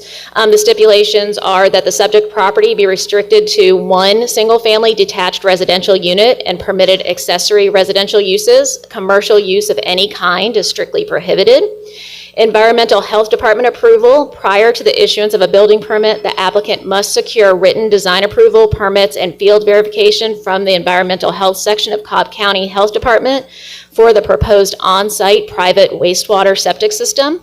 Stormwater and erosion control monitoring. The contractor must install all required sediment and erosion control mechanisms and receive a successful initial site grading inspection from the city prior to any earth disturbing work.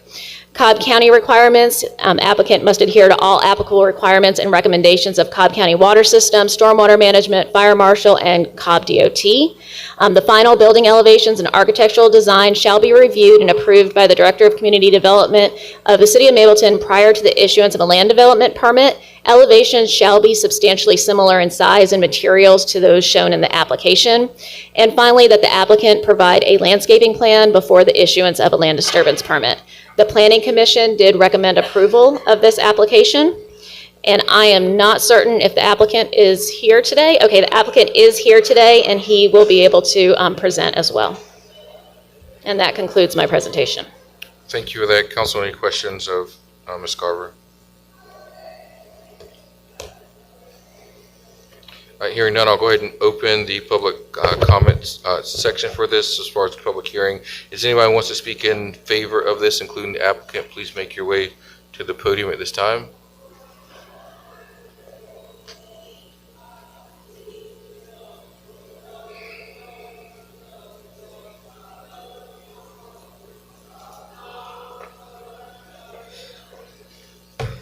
Good evening, everyone. Honorable Mayor, members of City Council, distinguished Planning Commission, planning staff, and fellow residents.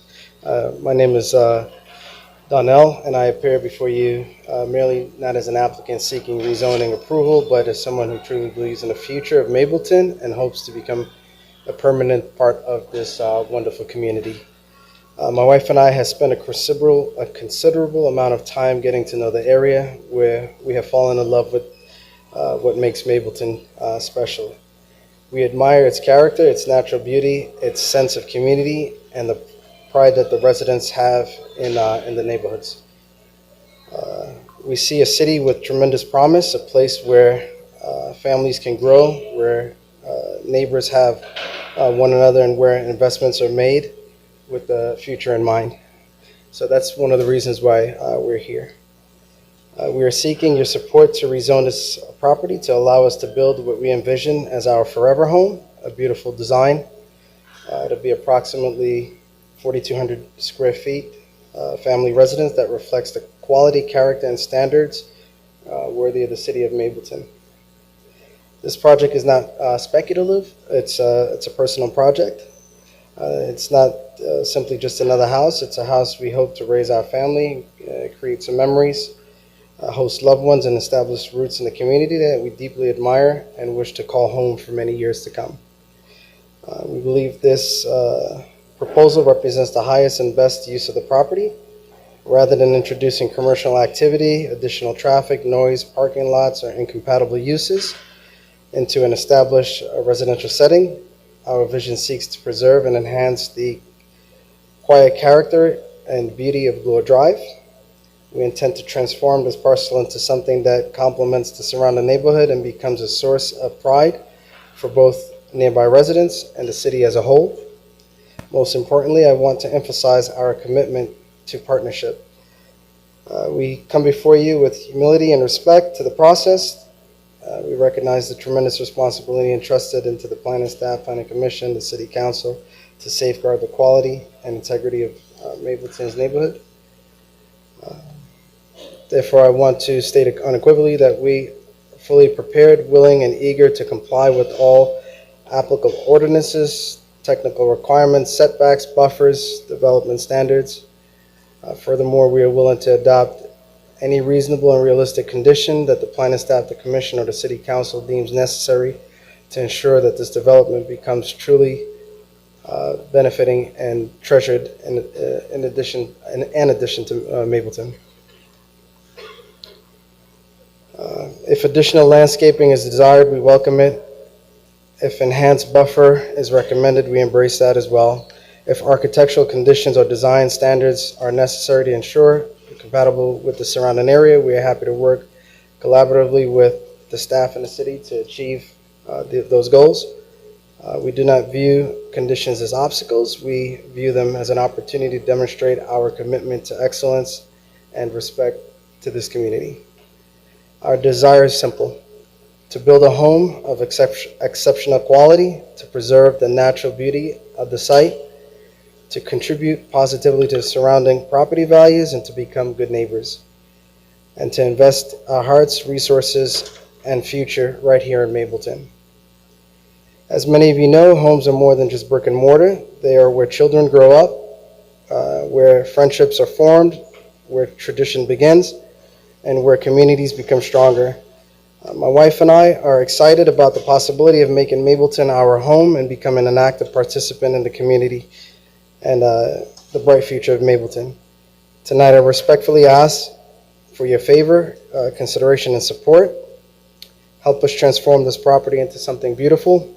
Help us create something lasting. Help us become proud residents of this remarkable city. Thank you for your service to the people of Mableton, for your thoughtful consideration and dedication to preserving and advancing this great community. We sincerely hope to earn your trust and support, and we look forward to calling Mableton our home. Thank you, and God bless the city of Mableton. Thank you, sir. Appreciate it. Is anyone else that would like to speak in favor? Steve? Yes, I'm Steve Young with the Mableton Improvement Coalition, and we recommend approval of this application. I have personally lived in that area, District 4, and that area, Gloor Drive, Lions Club Drive, is desperately in need of some tender loving care, and this is exactly the kind of application needed to elevate this distressed and abandoned area. Hopefully, once this construction is done, it will spur further growth of a similar nature in this area and improve an area that really would look very nice, but heretofore has been neglected. And so we recommend approval of this application. Thank you. Thank you, sir. Is there anyone else that would like to speak in favor of this?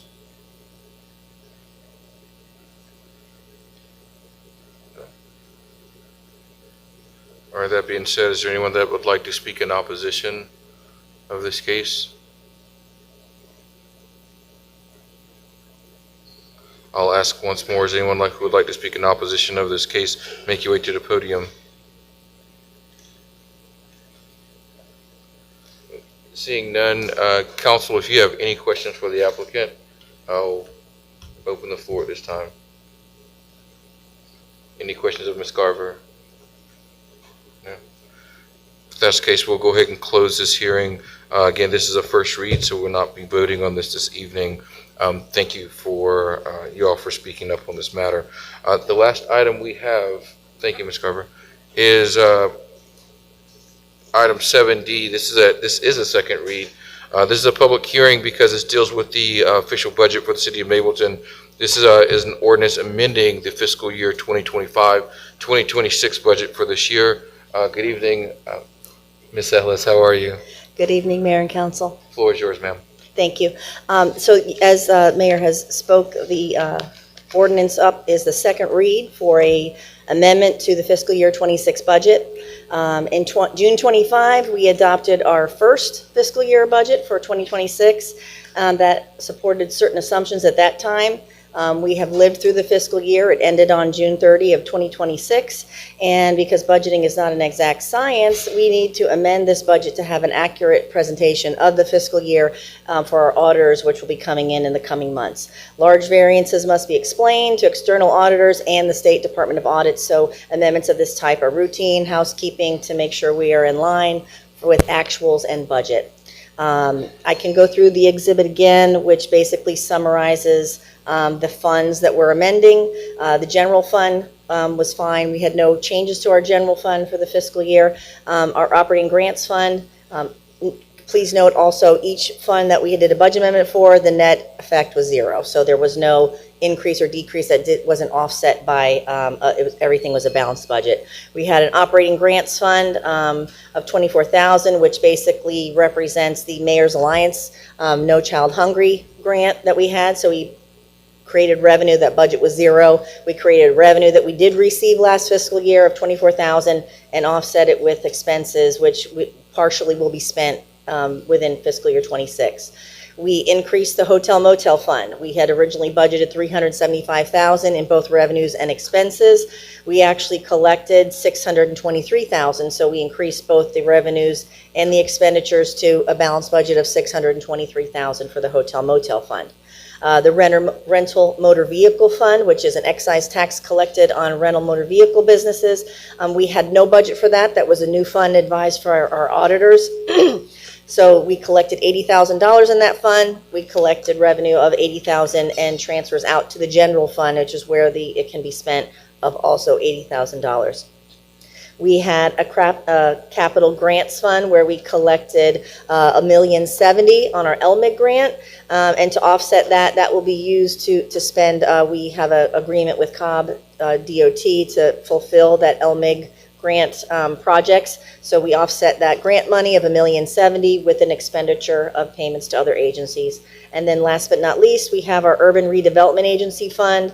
Initially, the budget did not account for the bond issuance that we had in December of 25. So we increased revenues by $6,740,000, which was what we collected in bond proceeds, and offset it with $6,740,000 in capital outlay, as well as the issuance costs of the debt. So all the funds that are proposed for this ordinance budget amendment all have a net effect of zero. If you have any questions, I'll be glad to answer them.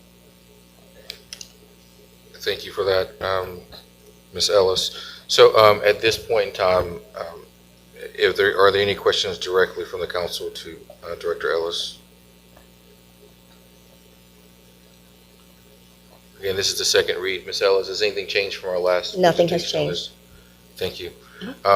So with that being said, we will go ahead and open the public hearing. If there's anyone who would like to speak in favor of this budget amendment, please come to the podium at this time.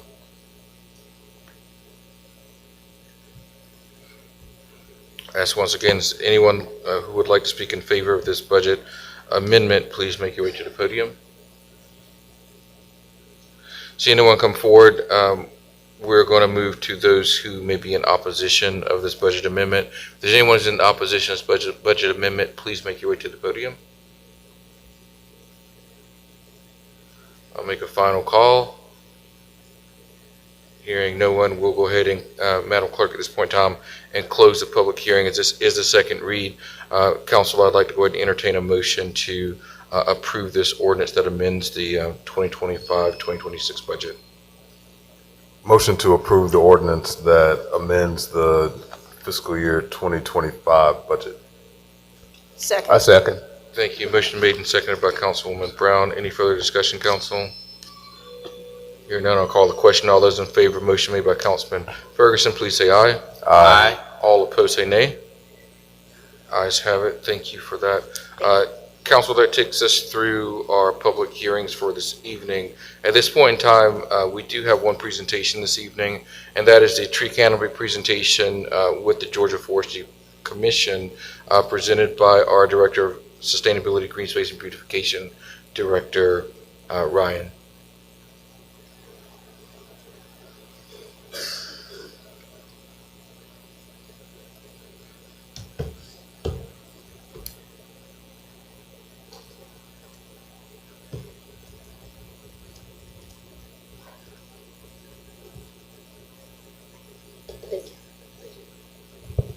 All right, good evening, Mayor and Council, members of the public.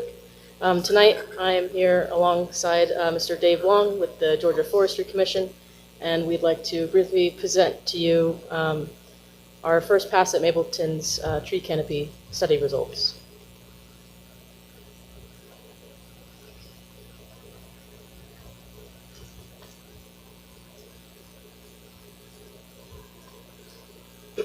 So I'll let Dave introduce himself, and we'll briefly review what is and who is the Georgia Forestry Commission. We'll review the technical assistance program that provided this opportunity at no cost to the city, and then we'll dive into the canopy results. Hi everyone, council members, community members, thank you all for having us. Hi everyone, council members, community members, thank you all for having us. I'm Dave Long with the Georgia Forestry Commission.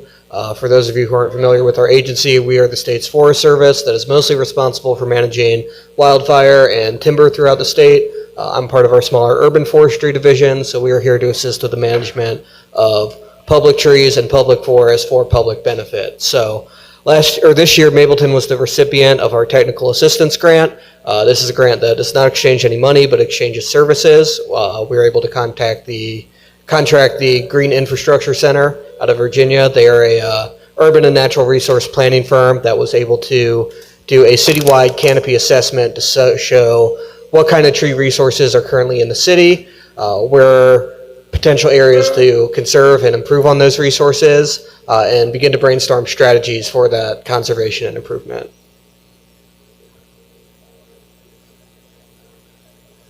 So this project team consisted of Sustainability Department, Community Development, Parks and Recreation, and Office of the City Manager. And it was 3 workshops over the course of the last 3 months to analyze Mableton's existing tree canopy through a couple different lenses, that being our census block groups, surface temperature, zoning districts, and watersheds. And we'll dive into the data here now. So we estimate that our citywide tree canopy is 55% covered, and that's well above the U.S. Forest Service average of around 40%. And I'll let Dave here dive into exactly how that is calculated. Yeah, so this study uses a tool called LIDAR, which is similar to radar, which bounces sound waves to get a read on things. LIDAR uses satellites to bounce light data off of the surfaces to basically show what surfaces are trees, what is shrub, what is grassland, what is urban development. So the main purpose of that is to show where are those pervious surfaces, so things like forests, trees, grass-covered areas, those that absorb floodwaters and stormwaters, and where are those impervious surfaces, those that do the opposite. So the other part of the study too is identifying potential planting areas. So where are areas in the city where there are not currently trees, where they could potentially be planted in the future?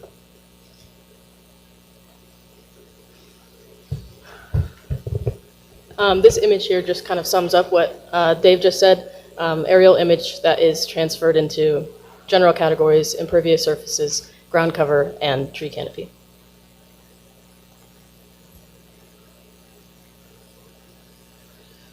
Yeah, so Mableton stacks up at a 55% canopy coverage, which is a pretty good level. It's almost as much as Athens, which is our most tree canopied city in the state, more than City of Atlanta currently, and better than most places in Cobb County, which has been losing canopy over the last 10 years.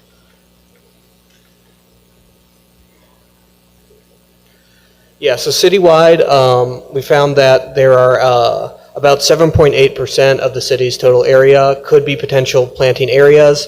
Again, this is not taking into account the boots of the ground context of who owns that land, what are the soil conditions, other things that could influence potential planting.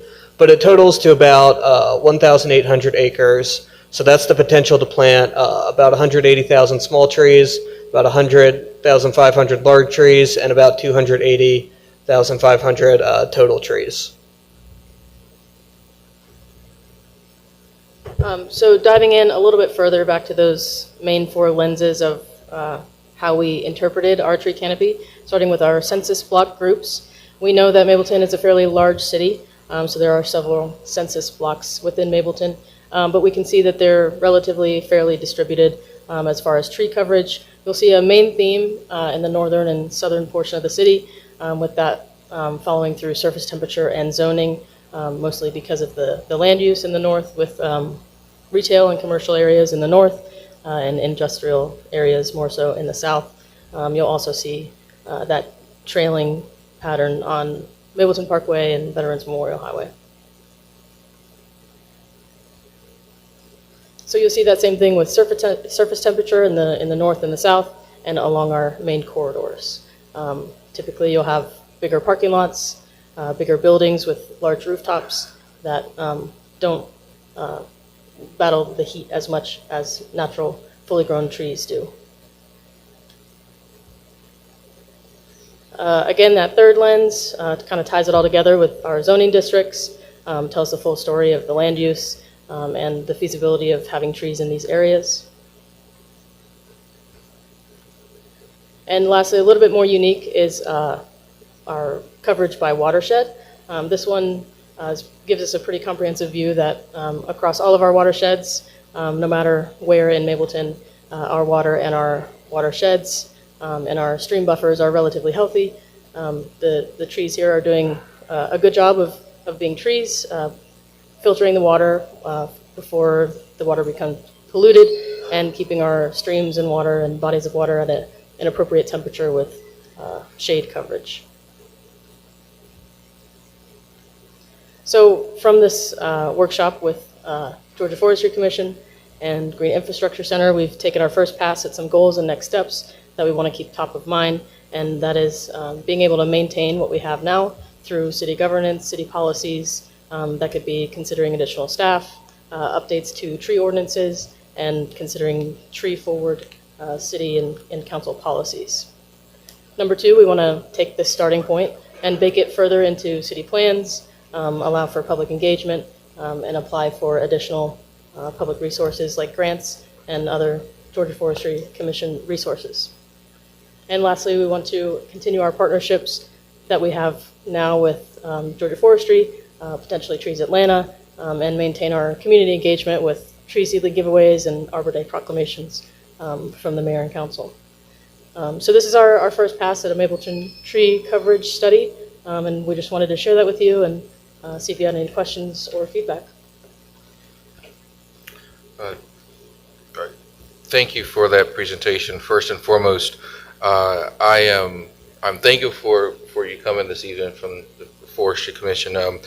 It tells me what a lot of us know already. You know, Atlanta is known as the city in the forest, but I think that monkey really just belongs to us, right? No kidding, at 53%, 55%, that puts us at one of the highest in the state for any city above 50,000 people. My research, I think it's only Johns Creek. I think that was higher than that. But, you know, you go from Sandy Springs and Columbus and Savannah, and all of those are much lower. So I'm thankful that we do have that tree canopy, and we're really working to continue that. But I also think it speaks to factual aspect of where we are right now, right? Mableton is very still much a green city with a great canopy. You know, unbeknownst to what some people may think, at 50-some+%, we're still doing very good. So thank you for the research. My only question is, I guess, Director Ryan, I want to make sure this information is available to the public, and we're able to get this information maybe distilled down a little bit, but make sure we can get it on our website. Yes, sir. I'll work with. I don't want the only people that know is the people that are in the room tonight or maybe watching online. I think this is something that we should be proud of. It's something that I'm very proud of, and I want to make sure that all Mabletonians can be proud of it. Yes, sir. I'll check with city manager and get with our communications department on that. Thank you. Appreciate it. Council, anyone else have a comment, question? So I wanted to ask the question, as one of your comments in here talks about tree ordinances and the like, but when there are zoning cases that come before, how is that being considered, included in that conversation to understand how this is affected?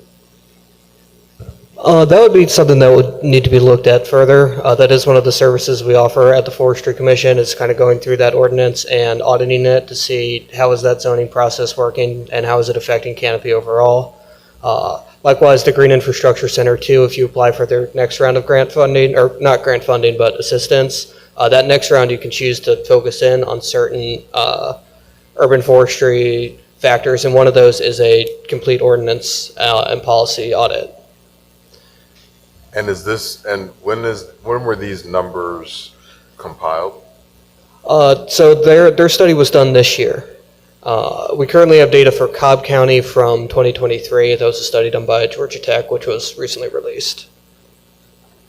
So when can we expect the next one to be done? That's on y'all. You would either need to, I doubt you would be eligible to apply for another round of the same service, but I usually recommend a city do a canopy study every 5 to 10 years potentially. So that would probably be a contract you would need to bid for at that point. Thank you. You're welcome. Any other questions, Council? Thank you all. Thank you both. Appreciate you. At this point in time, Madam Clerk, we're going to go to our public comment section. Do we have any public comment cards? Thank you.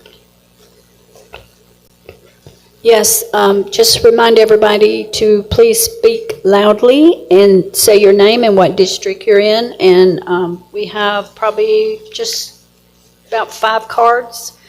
I will call Leonie Johnson as the first speaker, and following Ms. Johnson is Sam Culbreth.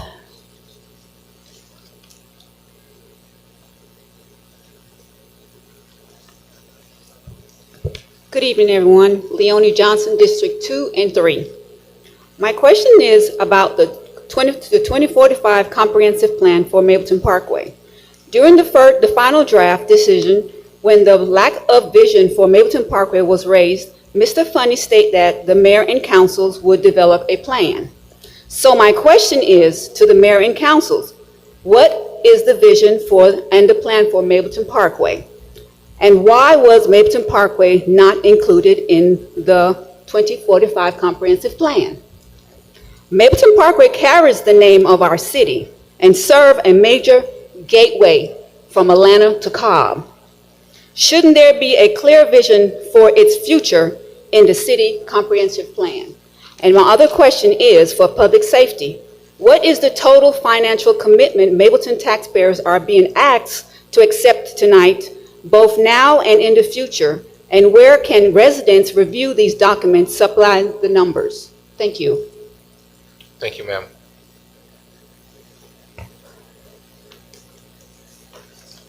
Mr. Colbert?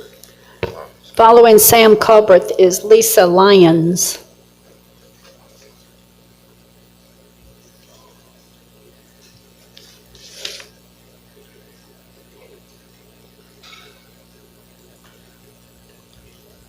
Good evening, Sam Colbreth, District 6.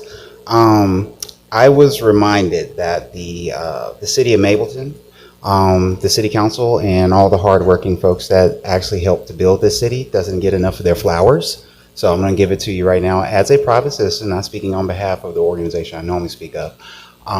There's a lot of hard work that goes into this, and it's enviable. And then so just wanted to kind of applaud y'all for kind of working through a lot of this hard work as a personal citizen. All I ask is that we have transparency all throughout, the strongest that we can offer within legal reason as we build this city, because I think that's what's going to build trust as we build. So with that, okay, I do have some ACT things. So real quick, we do have our ACT meeting coming up. That stands for the Austell Community Task Force, even though that's a little bit of a misnomer because we are in the city of Mableton. We act as kind of a third space. We don't want conversations like this to die within this forum because we don't get a chance to speak as much. So we offer to you to come out. We meet normally on the first Monday of every month, right at the South Cobb Recreation Center, right up the street. But we will be meeting this month on September 14th at 7 p.m. We do have a virtual option as well, and then you can look on austellcommunitytaskforce.org as well as our Facebook page to get details on how to join that meeting. And I would be remiss because I haven't heard enough about this, but we have a great community partner that's having a staple event coming up this weekend. The Mableton Improvement Coalition is going to be hosting their 5th Taste of Mableton. It'll be taking place the parade starts at 9, which is freaking awesome. Just had to say, and then but it's going to be going on officially from 10 to 4. Fun food activities for the citizens, and we'd love y'all to come out. Thank you. Thank you, Mr. Colbert. Ms. Lyons? Good evening. My name is Lisa Lyons, and I'm a resident of Mableton District 4. I wanted to speak tonight because there has been a lot of discussion surrounding the petition to dissolve our city.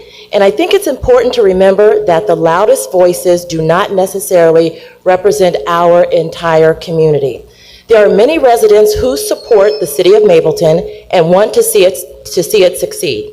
Their voices may not always be the most visible or the most vocal, but they are part of the community and their voices matter too.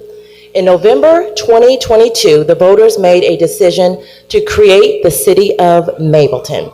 Since then, our city has been doing the difficult work of actually building a city from the ground up. That process was never going to happen overnight, and it was never going to be perfect.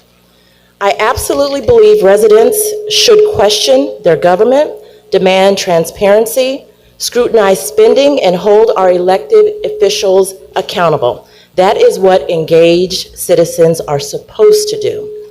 I've also heard concerns that residents feel they are not being listened to. And I think every resident deserves to be heard, but listening does not always mean agreeing, and it does not mean that every decision will be the decision we personally wanted. That is part of representative government. There's a difference between holding a young city accountable and deciding that every disagreement, frustration, or growing pain means the city should cease to exist. So tonight, I simply want the council, the public, and anyone covering this issue to know this. Opposition may be loud, but it is not the only voice in Mableton. There are also residents who want the city to succeed, and I am one of them. Thank you. Thank you, ma'am.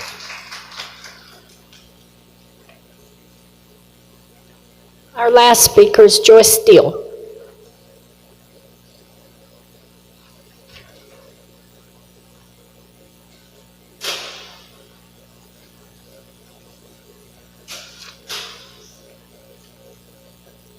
Hello, concerned citizens of Mableton and those who are actually visiting our city.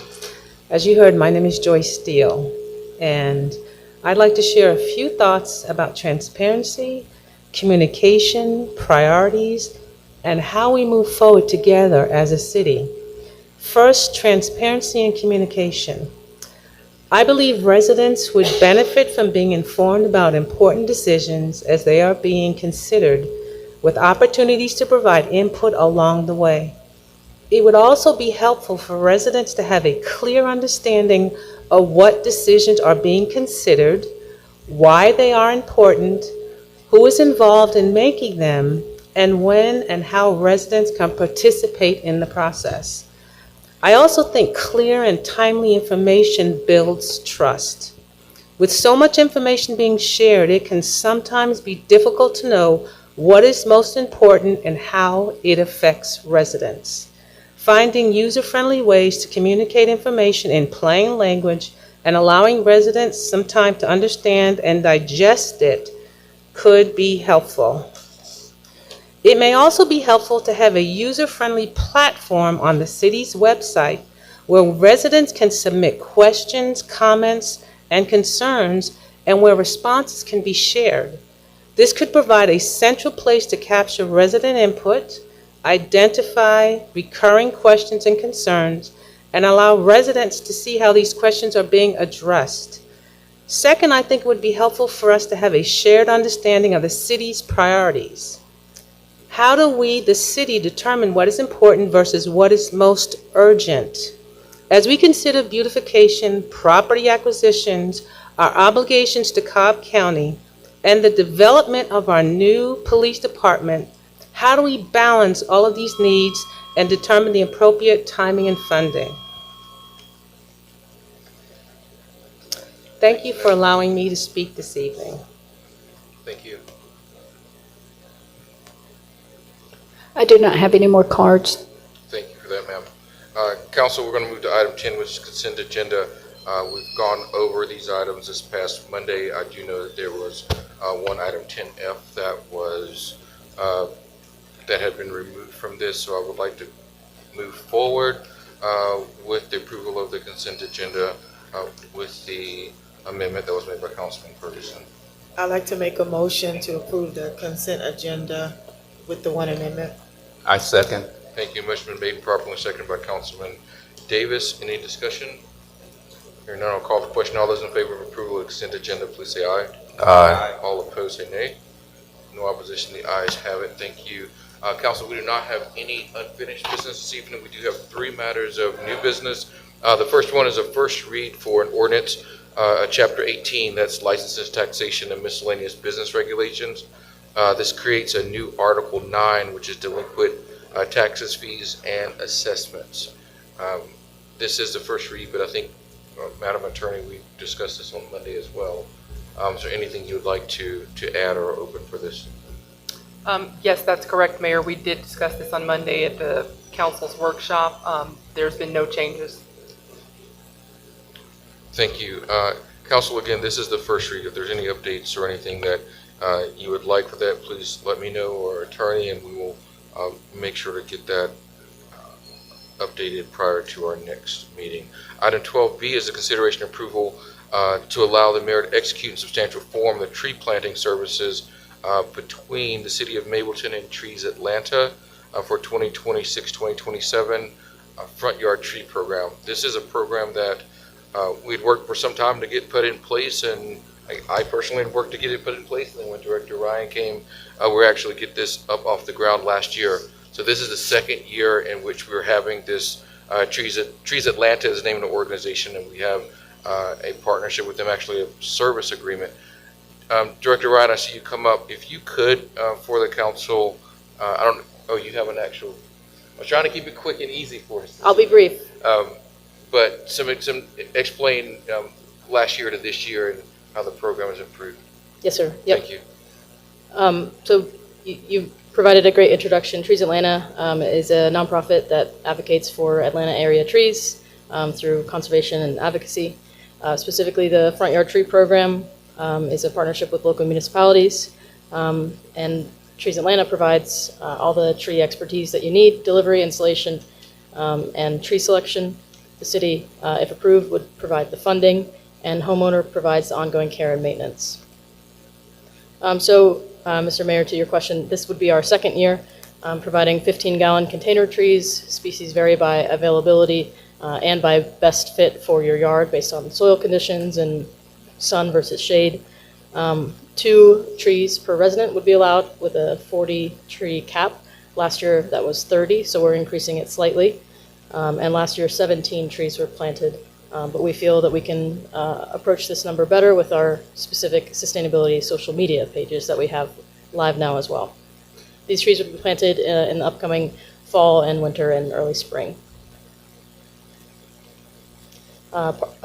Residents and interested participants would go to Trees Atlanta, submit a form, and be routed through a Trees Atlanta planting coordinator to get that expertise for their specific front yard. And then financially, we're looking at a contract not to exceed $15,000, supported by the Tree and Beautification Fund. Last year, that was $10,000, so slightly higher. That's $375 per tree or 40 trees, first come, first served basis, 2 trees per yard. And that's all I have. Thank you. And you briefly mentioned it, but if anyone wants to take part in this, what do they do? They can go to Trees Atlanta, yard tree, submit a form, and you'll be contacted by a staff member of Trees Atlanta. Easy process? Yes, sir. There you go. All right. Any questions for Director Ryan? None? Thank you, ma'am. Appreciate Thank it. you.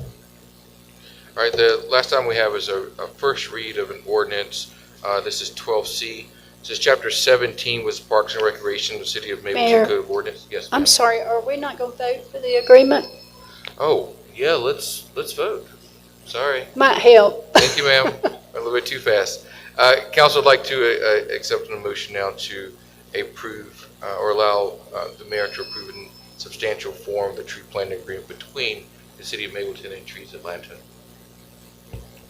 I'll make a motion to approve, allow the mayor to execute in substantial form a tree planting service agreement between the City of Mableton and Trees Atlanta.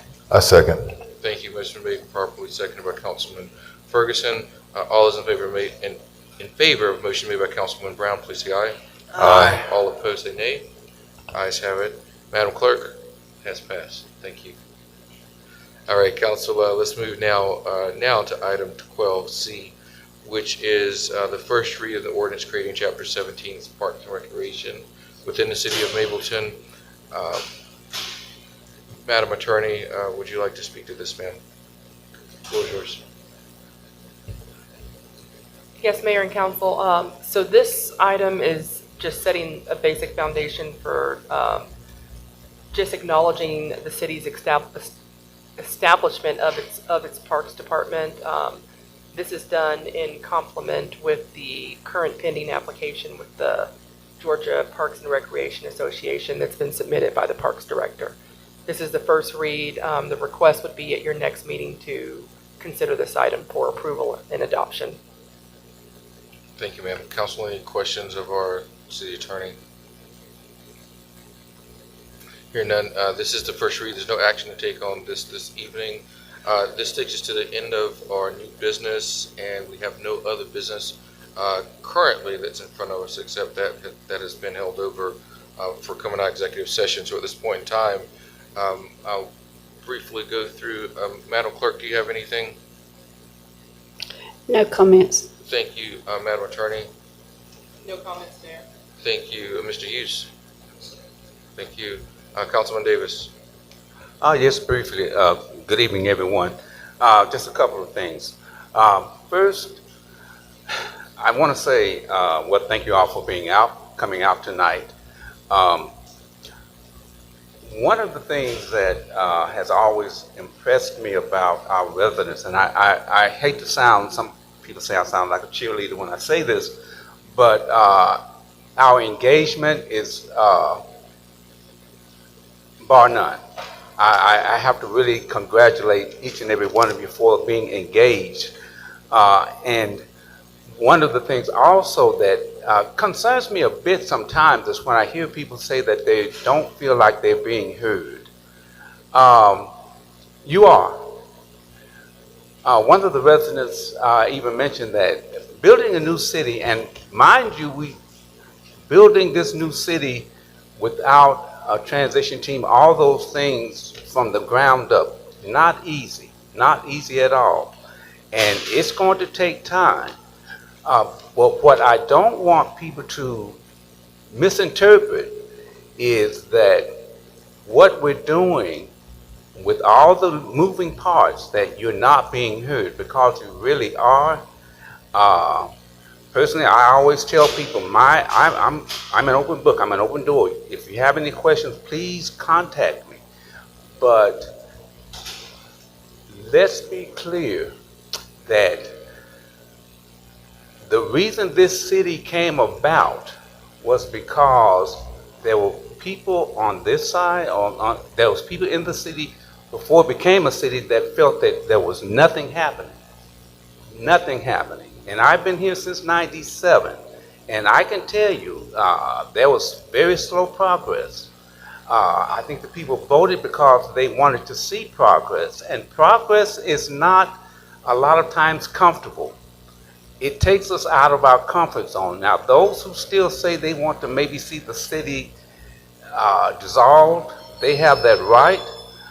But my question to them would be, before this Mableton became a city, were you really advocating for improvement or progress? Because if you were not, then were you really happy with the city being, or the area being the way it was? Were you really happy with Veterans Memorial looking the same way it's always looked? Or even Mableton Parkway, some places like that where there were some serious things that needed to happen, Riverside Parkway. So I'm going to make an appeal that we take a look at where we were. We take a look or be mindful of where we want to go, because progress is inevitable. Change is inevitable. And I'm not saying that we ignore anybody. Because I do understand, I know the feeling, I know that feeling when you feel like you're invisible. That's not a good feeling. But please, we are here for you. And we're going to do the best we can. And with housing and any other issue, and I'll say, I said it before 3 years ago, and I'll say it again. When we get this city to the point or the place that it should be, it's going to be done with intentionality. It's going to be done with compassion. It's going to be done with a lot of thoughtful regard to our residents. So I'm not going to make any excuses, none at all. But I will say this: the mayor, the council here, the staff, we're really blessed to have people that are dedicated to seeing progress. And I'm going to get off this soapbox because I don't want to be too long. But again, I want to applaud each and every one of you for your engagement, for your passion for this city. And I also want to make a quick announcement. I think Mr. Colbert has already made it, but don't forget the Taste of Mableton. This is the 5th one, and it gets better each and every year. So be sure you come here on Saturday and partake of it. And have a great night, and be careful out there. Thank you, Councilman. Councilwoman Jessica. Good evening, everyone. Thank you all for being here. Certainly appreciate you coming out. And I also appreciate the public comments. I think it's important that we have diversity of thought. There's a lot of misinformation and conjecture that is out there on social media. I think it's important to share your perspective and share your point of view, but I also think it's important to make sure that we're telling the truth. A lot of the work that we're doing is challenging, as Councilman Davis mentioned. You know, we have a lot of big rocks and competing priorities and things that we have to choose from in terms of making decisions on as we move this city forward. And it's not always easy, and we have to make some tough decisions. So I certainly appreciate those who support us, but I also appreciate those who have a difference of opinion. I mean, we have blind spots, and there may be some things that you know, we may not see all of the perspective, and so I think it's important that, you know, we get both sides of that, and I certainly appreciate that. Last Tuesday, I had the opportunity to host a town hall for our senior residents, and it was just such a wonderful time, and I want to thank everyone who helped make it a great success. We had a wonderful turnout. I especially want to thank Mayor Owens for his introductory comments. Cobb Senior Services, the Atlanta Regional Commission Area Agency on Aging, Sheriff Owens, our vendors and community partners, and our senior leadership and staff for coming out and just providing that valuable information for our seniors. I also want to thank Chef Robinson for the wonderful food, Dr. Monica Brown for serving as our moderator, and Croy Engineering. We talked about SPLOS. There were some SPLOS displays that were there, and they took the time out to answer questions specifically about SPLOS. So I'm thankful for that. I do want to recognize our leadership staff, Community Development Director, Mr. Hughes, as well as our IT Director. They shared some valuable information about ways our seniors can protect themselves.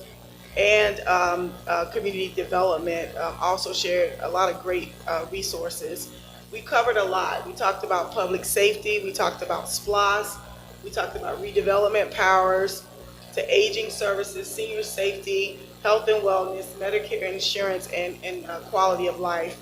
And then we had an open forum for our seniors to be able to ask questions and share any concerns that they may have. You know, there's never enough time in our town halls to cover everything, but I'm really pleased with the information and resources that we provided. And the most important thing is that I want our seniors to know that they're valued and that they're heard. We're committed to making sure that they have access to those resources that they need. And I just want to thank everyone for coming out, and I yield my time. Thank you, ma'am. Councilwoman Brown. Hey, good evening, everyone. First of all, I want to just thank everyone who came out to my town hall, District 4, on the 13th. It was a very well attended. We had a full hour of just open dialogue, because I understood that what is happening right now with public safety is top of mind for everyone. And I hope that everyone that was there left with an understanding of where we are as a city, why I voted the way that I have in terms of, say for instance, the 4.5 millage rate. I think I laid that out. And what I would like to just convey to everyone is, as we continue to go through this process of building this city, it's imperfect. And I had a resident reach out to me a couple weeks ago, and she said, you know, like this process it seems like it's out of order. And I said, it is. It's not. I have a long career in IT, and I'm more process oriented.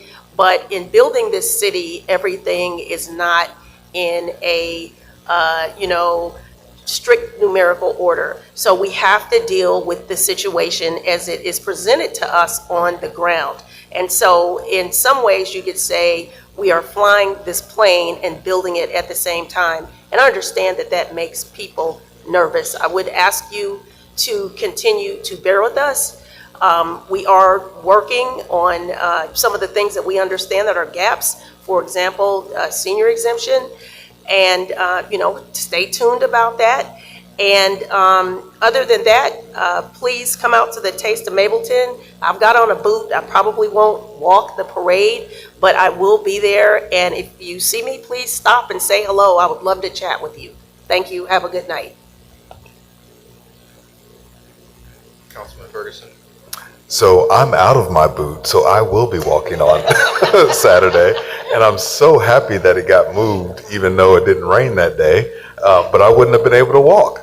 I'm looking forward to Saturday, just like I looked forward to this weekend. It was a long weekend, but definitely enjoyed it because on Saturday, thank you to everybody that came out to my town hall. Family Fun Day. Mayor Owens, thanks for coming and giving some good commentary, some good conversation. Sheriff Owens came. We had the SPLOST conversation and all sort of thing, and it was good. And also Mr. Trey Hutchins came through and gave, I told him 5 minutes and he took like 12, but love him. And what was interesting was, as we kind of talk about the huge elephant in the room, we constantly have these conversations about all that this council, all that this city, the staff, everybody's not doing. And rarely do you hear from folks like residents like Ms. Lyons, who comes up and talks about the things that are happening. And I, for one, enjoyed talking to so many that were at my town hall that said, thank you, you did this for me, or thank you. Now that the city is here, we are seeing improvements. That's why I asked the question of Director Ryan, what are we doing as everybody says that, oh my goodness, we're putting up all these buildings and all these houses and we're losing our green space. Well, are we really losing all of our green space? Well, So I just enjoy the commentary and being able to have a healthy discussion and determine what it is that's important to residents, because you don't hear it, and sometimes you have to hear it through the noise. So I appreciated Saturday. I also appreciated Sunday, even though I had to get on a flight for work. I had yoga in the park and saw a couple residents come through for yoga in the park. And it was cool. It wasn't cool. Let me preface that. It was hot, but they had a good time, and they were doing yoga and doing all their poses with Evan, and they said, we want more of this. And it truly birthed in me a thought that I'm now trying to go with and see how do we do more wellness activities in Mableton, specifically in District 5, and how do we just take advantage of some of this green space that is not going anywhere. And so stay tuned for that. But I know on September 20th, and Jasmine might kill me if I get the date wrong, so watch the website, but September 20th, we will be doing that same yoga in that same park, Mableton Town Square. It is a Sunday, it's a 10 to 12, and you don't do yoga all that time. But you'll get a good sweat out of it. I also wanted to bring up one of the things I talked about at my town hall, which was very interesting, was being able to talk with a lot of the small businesses that are popping up in Mableton. And people are actually wanting to come and settle down in Mableton, bring their business here, not just the big box stores. But I spoke with a lady who is starting a yoga studio, a yoga and Pilates studio called Heated, which will be on Austell Road. And she is just excited about bringing this studio to the people of Mableton. So be on the lookout for that. I won't have any discount cards, but you might see me out there hopefully one day when I'm not fat. I just enjoy what I do, and I enjoy talking with the folks. I enjoy talking with council and having some very good discussions with council. Can't wait for us to go into executive session. And just enjoy being able to talk about some of the things that are happening and where we want to take this city. Stay tuned, stay engaged, stay with us, because you're going to like what you see. So with that, I'm done. Thank you, sir. Councilwoman Herndon. Good evening, everyone. Thank you for coming out tonight. We had 38 people who joined us online, so our numbers are definitely growing. So we thank everyone for their support and coming out to the meetings. I only have one quick, there we go. I have one quick announcement. On September 17th, I'll be having a town hall. It's going to be located at Grace City Church, which is 4293 Austell Road. That'll be from 6 o'clock p.m. to 8 o'clock p.m. We have many of our directors that are going to be coming out and making presentations, from code enforcement, which is very popular, to our finance, all the way to Parks and Rec. And but the biggest part of the town hall that is important is the questions that you all want to ask. So I usually ask our directors to make their presentation short.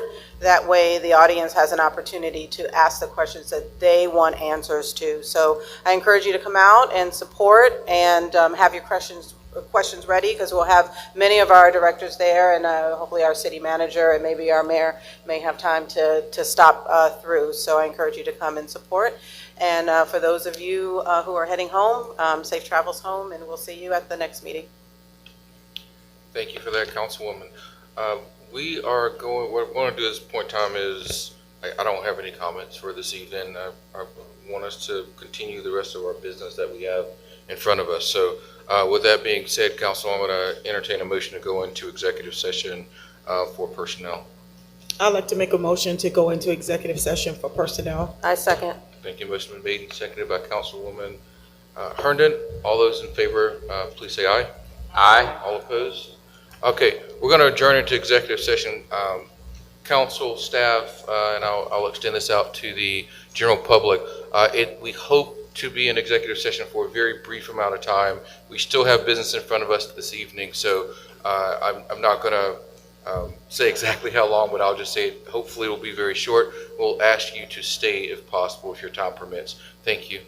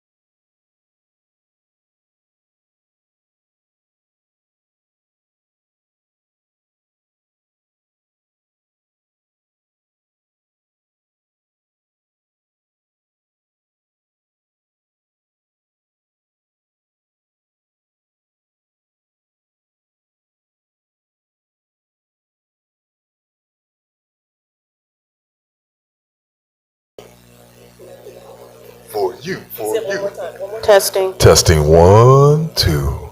In the place to be. Testing. Testing.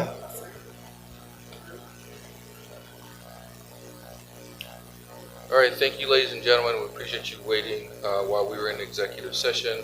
At this point in time, I entertain a motion to exit executive session. Motion to exit executive session. Second. Thank you. Motion is made and properly seconded by Councilwoman Brown. At this point in time, I'll call the question. All those in favor of exiting executive session, please say aye. Aye. All opposed? No opposition. Again, thank you for waiting. We do have one item that was still outstanding. I don't know what number that was, but we moved it around. 6A, Mayor. Okay. Which is our appointment for Public Safety Director. At this point in time, I saved my comments earlier because I wanted to make sure that I had an opportunity to speak about this a little more at length before I gave my nomination. So, because I want to be clear about what we're doing here. Tonight, we're appointing or nominating and hopefully appointing a Public Safety Director. We're not appointing, at this point in time, a police chief. We're starting with a Public Safety Director, and we're doing that very particularly. There's a reason why we are having a Public Safety Director, and we know it's not very common amongst cities, especially our size, but Mableton's not a common city. We haven't been from the beginning. We strive for excellence, and we understand how important public safety is to every single person in this city. Going further and beyond and having a Public Safety Director, our goal has been straightforward. We want to have a higher level of public safety in the city. Our residents have asked for it. As we go forward, that's what we want to make sure we do. And secondly, public safety is more than about just policing. It's about improving quality of life in every facet possible in our community. So it's about traffic safety, yes. It's also about criminal investigations, yes. But it's also about emergency management. It's about protecting our roads, our railways, our interstates, our rivers, our highways. It's about being prepared for incidences involving our industrial facilities, our nearby airports. It's about being prepared for floods, for severe storms, and responding to emergencies before they become disasters. This is all the work that our Public Safety Director is going to be challenged with. It's about addressing homelessness and about ensuring that other quality of life issues are addressed appropriately. As I've said this before, being homeless is not a crime. But when all you have is a police officer, everything begins to look like a police problem. We want to be smarter than that in Mableton. We want to be better than that in Mableton. So we need the right kind of professionals to handle the right kind of problems. We need that type of change in the city. That is why we're hiring a Public Safety Director. We need to have responsibility that can go to physically protect our buildings, our residents, our businesses, our infrastructures, and our public assets. We also have to have the responsibility to increase compliance with our ordinances and elevate our level of code enforcement. That is why this position is so important. Our public safety will be responsible for bringing all of those things under one roof, for making sure that all of those areas function together in one comprehensive public safety strategy. And as the largest city of Cobb County, we can never be in a position where Mableton has to sit by and simply wait for someone else to come in. We have to be responsible for the people that live here. At the end of the day, the buck ends with us. That's a responsibility that we take very, very seriously. And that's what brings me to this nomination. Because this position is so important, we wanted to make sure that we look far and wide. Our HR department has been involved in our national search for candidates. We've conducted multiple rounds of interviews and evaluations that ultimately led us to just a few candidates. At that point in time, we also had culture and fit interviews where myself and other members of the council were involved. We wanted to know more than just what was on a resume. We wanted to know the things that they thought, how they thought. We wanted to know how these individuals would lead, how they would communicate, how they would collaborate. We wanted to know how they would work to build an organization, and whether or not they stood up to the unique qualifications that would make them the City of Mableton's inaugural Public Safety Director. So there's questions as well about why didn't we address this earlier, why didn't we say anything publicly to announce the candidate that was in this position? And there's a very practical reason for that. This is a professional position. The candidates have existing employers, they have professional responsibilities that they already have, and in some cases, there's careers and livelihoods that are on the line and that could be prematurely interrupted by this information getting out too soon. This isn't about a lack of transparency. It's simply a matter of HR policy. But now that we're at this point of nomination, I'm pretty pleased to introduce the person that we believe is right for this role. Dr. Anthony Carings Stallings has brought more than 20 years of progressive experience in law enforcement, emergency management, public administration, organizational development, and higher education. He currently serves as the Chief of Police for the University System of Georgia, where he provides executive leadership and strategic oversight across its public safety operations, which includes 24 different universities, which basically means he's a chief of chiefs. But what makes his background particularly relevant to the city of Mableton is his breadth of experience. He served at the municipal level as a captain and as in second command in the Powder Springs Police Department. He began his career law enforcement with the Cobb County Police Department, where he served in Zone 3 and served Mableton. And lastly, he's actually a native son. Here in Mableton, where he went to school, where he got his first job, where he spent a lot of times understanding exactly the needs and the background and the history of this city. He's also a voting member of the Georgia Post Council. He still serves and has his post certification as an officer. He also holds a PhD in public administration, and where is specifically around mental health with police officers. He brings that level of experience, education, and attitude. He's been recognized as 40 under 40 by the International Association, 40 under 40 leaders for the International Association of Chiefs. But his credentials alone is not what's brought him to this table. I'm making this nomination because after having time speaking with him and being with him, I understand that he understands something. That public safety is about people. It's about people, it's about organizations, it's about quality of life. It's not simply about policing. This is what we've asked for, it's what we've asked to go out and find, and this is what we have in front of us today. And I believe that his experience, his temperament, and his vision to execute will help us in the right way. Not only do I believe it, there's also belief that's been reflected in the words of the University System of Georgia Chancellor and former Governor Sonny Perdue. Sonny Perdue said in part, Chief Stallings is a dedicated and has dedicated himself to public service, and Mableton could not have picked a better person for this role. Former governor went on to say, he has brought steady leadership, expertise, and a clear commitment to keeping students, faculty, and staff safe throughout his time with us. We're grateful for his work and excited to see the impact that he will have as Mableton's first public safety director. Those words mean a great deal, particularly coming from a leader of an organization that's not only led our Georgia school university system, but also has been a former governor in this state. So tonight, council, staff, and to our many residents that are here and that are watching, I am proud to formally present and nominate to the Mableton City Council Dr. Anthony Carey Stallings as my nominee to serve as the inaugural Public Safety Director for the City of Hughes.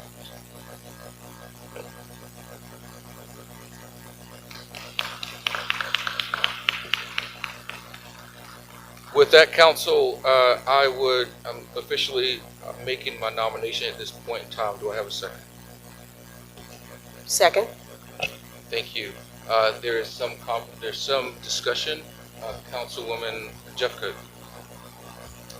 Good evening, everyone, and thank you all so much for your patience tonight. I wanted to be able to explain my position before we actually voted on it regarding the appointment of the Public Safety Director, because I believe that this decision is too important for me to simply vote without explaining my reasoning behind it.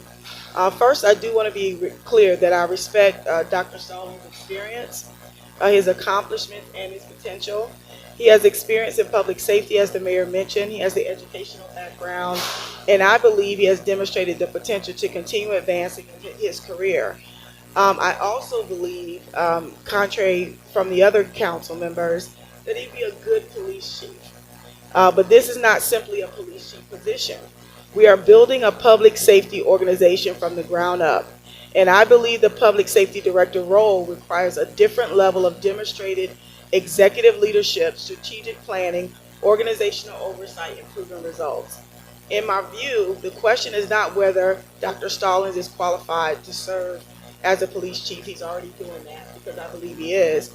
The question is whether he has demonstrated the executive level experience necessary to lead an entire public safety division at this particular point in his career. He has been in his current position for approximately about 2 years. Much of his recent experience has, as I mentioned, has been at the police chief level. And while that is considerably valuable experience, I believe there is an important distinction between leading a police department and serving as the executive responsible for building and overseeing an entire public safety organization. I had the opportunity to sit in on the culture interview, ask a series of questions. He answered the questions very well. He's a congenial and he is a professional. I saw his strengths, but what I was looking for from a public safety director is demonstrated strategic leadership, as I mentioned, at the executive level, experience overseeing broader public safety operations, and a proven record of delivering results across an organization. For me, that distinction matters. I believe that Dr. Stallings is on a very promising trajectory. As I mentioned, he has the education, experience, and the ambition to continue advancing. But I do not believe potential and readiness are necessarily the same thing. And the timing of this decision makes that distinction even more important. We do not have the luxury of time. The expectation is that the city will stand up its own police department within approximately 9 months. At one point, we had roughly a year to accomplish this, but that time has continued to diminish while we have been working through the process of identifying our public safety director and police chief. By May 31 of next year, our contractual relationship with the county will no longer be in place. And the expectation is that our police department will already be operational. That is an extremely aggressive timeline. And what concerns me is that I've not seen the strategic roadmap necessary to accomplish that objective. I've repeatedly asked for a strategic plan. I've asked what our short and long-term goals are, what our implementation milestones are, what resources we need, what the organizational structure will look like, and how we're going to measure whether we are actually succeeding. I have not received that plan. I have not seen a city-owned implementation strategy or roadmap that clearly establishes where we are going, how we're going to get there, who is responsible for each milestone, what resources are required, what the risks are, and how the council would know whether we are on track.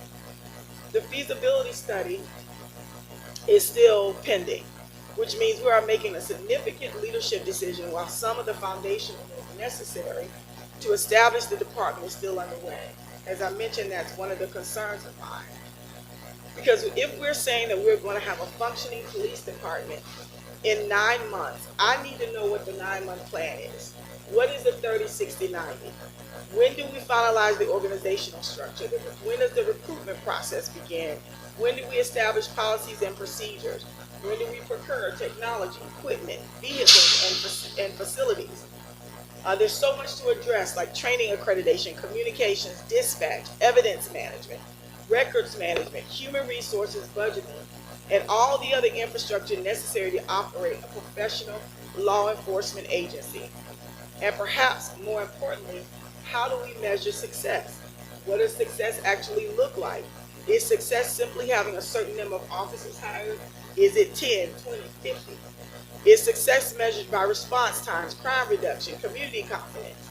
We need to know the answers to those questions before we can determine whether we are building a successful public safety organization. And that is why I believe the person leading this effort needs to come into this organization with demonstrated executive level experience in building and leading complex public safety operations and the ability to immediately establish and execute the roadmap. We are not hiring someone to manage a police department that already exists. We are asking someone to help build an entire public safety organization from the ground up on an extremely aggressive, compressed timeline with significant financial implications and with the eyes of approximately 80,000 residents on us. That requires someone who can walk in on day one and say, here is where we are, here is where we need to go, here are the milestones, here are the risks, here are the resources we need, and here is how we'll measure success. I have not seen that level of demonstrated executive leadership and strategic implementation like I would have liked. And given the amount of work that we must accomplish between now and May 31st, I don't believe we have the time to make this position a developmental or stretch assignment. This is not the time for someone to grow into a position. This is time for demonstrated capability. There's another consideration that I believe we have a responsibility to acknowledge, not because I'm suggesting that anyone has acted improperly, but because we're establishing a new organization and need to be intentional about the culture we create. If we're hiring folks that have previously worked or have relationships, I think that could pose to be a problem. But I believe that we should also be mindful of both actual and perceived conflicts, alliances, and any sort of preferential relationships. Not saying that exists, though. I think we need to be mindful of that. And then one of the other things that undermines, I believe, a local government is when personal relationships, internal alliances, or perceptions of any sort of favoritism may begin to influence how an organization operates. We have an opportunity right now to establish a different culture, one based on professionalism, transparency, accountability, fairness, and clearly defined expectations. We have a clean slate, and I want us to use it, and I want us to use it well. I want every person who comes into this organization to understand that they are going to be evaluated based off of their qualifications, their performance, their results, and their ability to serve the residents of the city, not based on who they know or who they worked with previously. So my vote is not a rejection of Dr. Stallings as a professional. It is not a statement that he cannot eventually serve successfully in an executive public safety role, as it's certainly not a criticism of his potential at all. My position is that at this particular moment, the city needs someone who's already demonstrated the executive level experience required for this assignment, because we have too much riding and weighing on this decision. We are creating the foundation for public safety in this city, and the perfect person selected will establish the culture, the structure, the command philosophy, the accountability, expectations, and directions of that organization for years to come. If we get the leadership piece wrong, we don't simply have a personnel problem. We potentially have an organizational problem that could affect public safety, our finances, our employees, and our residents. I know that my position may be put in the minority on this particular decision, but I have a responsibility to vote how I'm convicted and to explain my vote honestly and to make the decision that I believe are in the best interest of the city. And for those reasons, I will not be voting in favor of this appointment. I believe we need to get it right, not just for today, but for the future of public safety in the city of Mableton. I hope that Dr. Stallings is able to prove me wrong. Thank you, ma'am. Anyone else? All right, I'll call the question. All those in favor of moving forward with Dr. Anthony Carey Stallings as our inaugural Public Safety Director, please say aye. Aye. All opposed say nay. Nay. Let the record reflect it's 5-1. 5-1, Madam Clerk. Congratulations, Dr. Stallings. You have been nominated and affirmed as our inaugural Public Safety Director. Congratulations.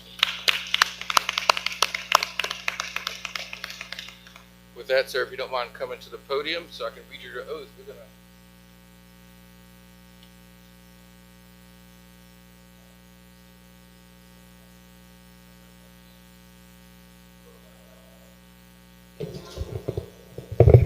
We're good? Yes? Yes. All right. Raise your right hand. Repeat after me. I state your name.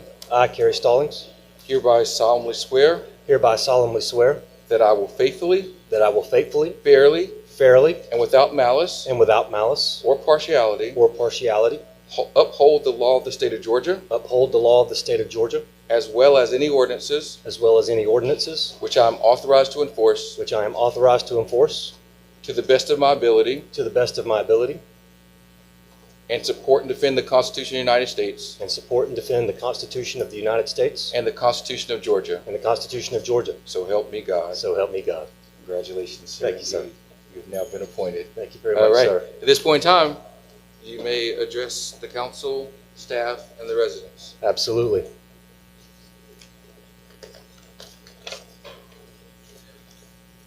Well, thank you, Mr. Mayor. Thank you, members of the City Council, and thank you to the City Manager. I am humbled and I am honored to have been chosen to serve as Mableton's inaugural Public Safety Director. I appreciate the confidence that you have placed in me, and I understand the significance and the responsibility that comes along with being the first person to serve in the city in this role. I want to say a special thank you to my wife and my daughters who are here tonight, and to my mom and my dad, my brothers who are watching online. I appreciate you guys, and I love you as well. And to the citizens of Mableton, this is a special moment for our city. To those who champion this cause of creating your own public safety services, I'm excited to see the culmination of your efforts and your support. You voted for this, you advocated for this, you hoped for it, and now we have the responsibility of bringing that vision to life. My commitment is to help build an organization worthy of that confidence, one grounded in transparency, integrity, professionalism, and community policing. An organization that listens to its residents, serves the community well, and earns your respect. I also want to speak to those residents who may still have doubts or concerns about the future of public safety in Mableton. I am just as excited for the opportunity to earn your trust as well. I want to earn your confidence. I want to demonstrate the value of what we are building. And regardless of where any of us stood before this process began, from this point forward, we are on this road together. One community, one family. A successful public safety organization benefits every person who lives, works, worships, raises a family, or owns a business in the city of Mableton. And I think that's what makes this opportunity so special. We're not inheriting an organization, we get to build one. We have the chance to create something that reflects Mableton, our neighborhoods, our people, our expectations, and our values. We can build an organization that this community respects, that our employees are proud to serve in, and that other communities can look to as an example of what public safety can be. But building something new also means there will be challenges. There will be milestones worth celebrating and obstacles that we do have to navigate. There will be moments when we get things right, and there will be areas where we learn, we adjust, and we get better. So I ask for your partnerships through this process. I ask for your support when we need it, your patience when we build, and your grace when we miss the mark. And in return, I promise that we will do the work. In fact, that work has already begun. We are working toward identifying Mableton's first chief of police. We are looking at existing emergency management plans and capabilities, and we're beginning the work of developing other critical areas of public safety that this growing city will need. There's a tremendous amount of work ahead of us, and I could not be more excited to get started. But ultimately, I know your confidence will not be earned by what I say here tonight. It will be earned by what we deliver in the months and the years ahead. That is the standard I intend to hold myself to, and that is the standard I want to build into the culture of this organization from the very beginning. Something worthy of this community, something that makes Mableton safer, stronger, and something that will serve its residents for generations to come. So, Mr. Mayor, members of council, most importantly, the citizens of Mableton, thank you for this honor. Thank you for your confidence. Thank you for giving me the opportunity to be a part of this historic moment in our city's story. I'm ready to get to work. Let's get to work. Thank you.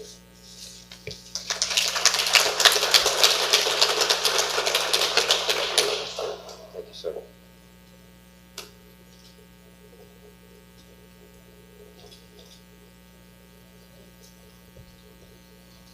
That's it. That's it. So, photos. Let's show you what.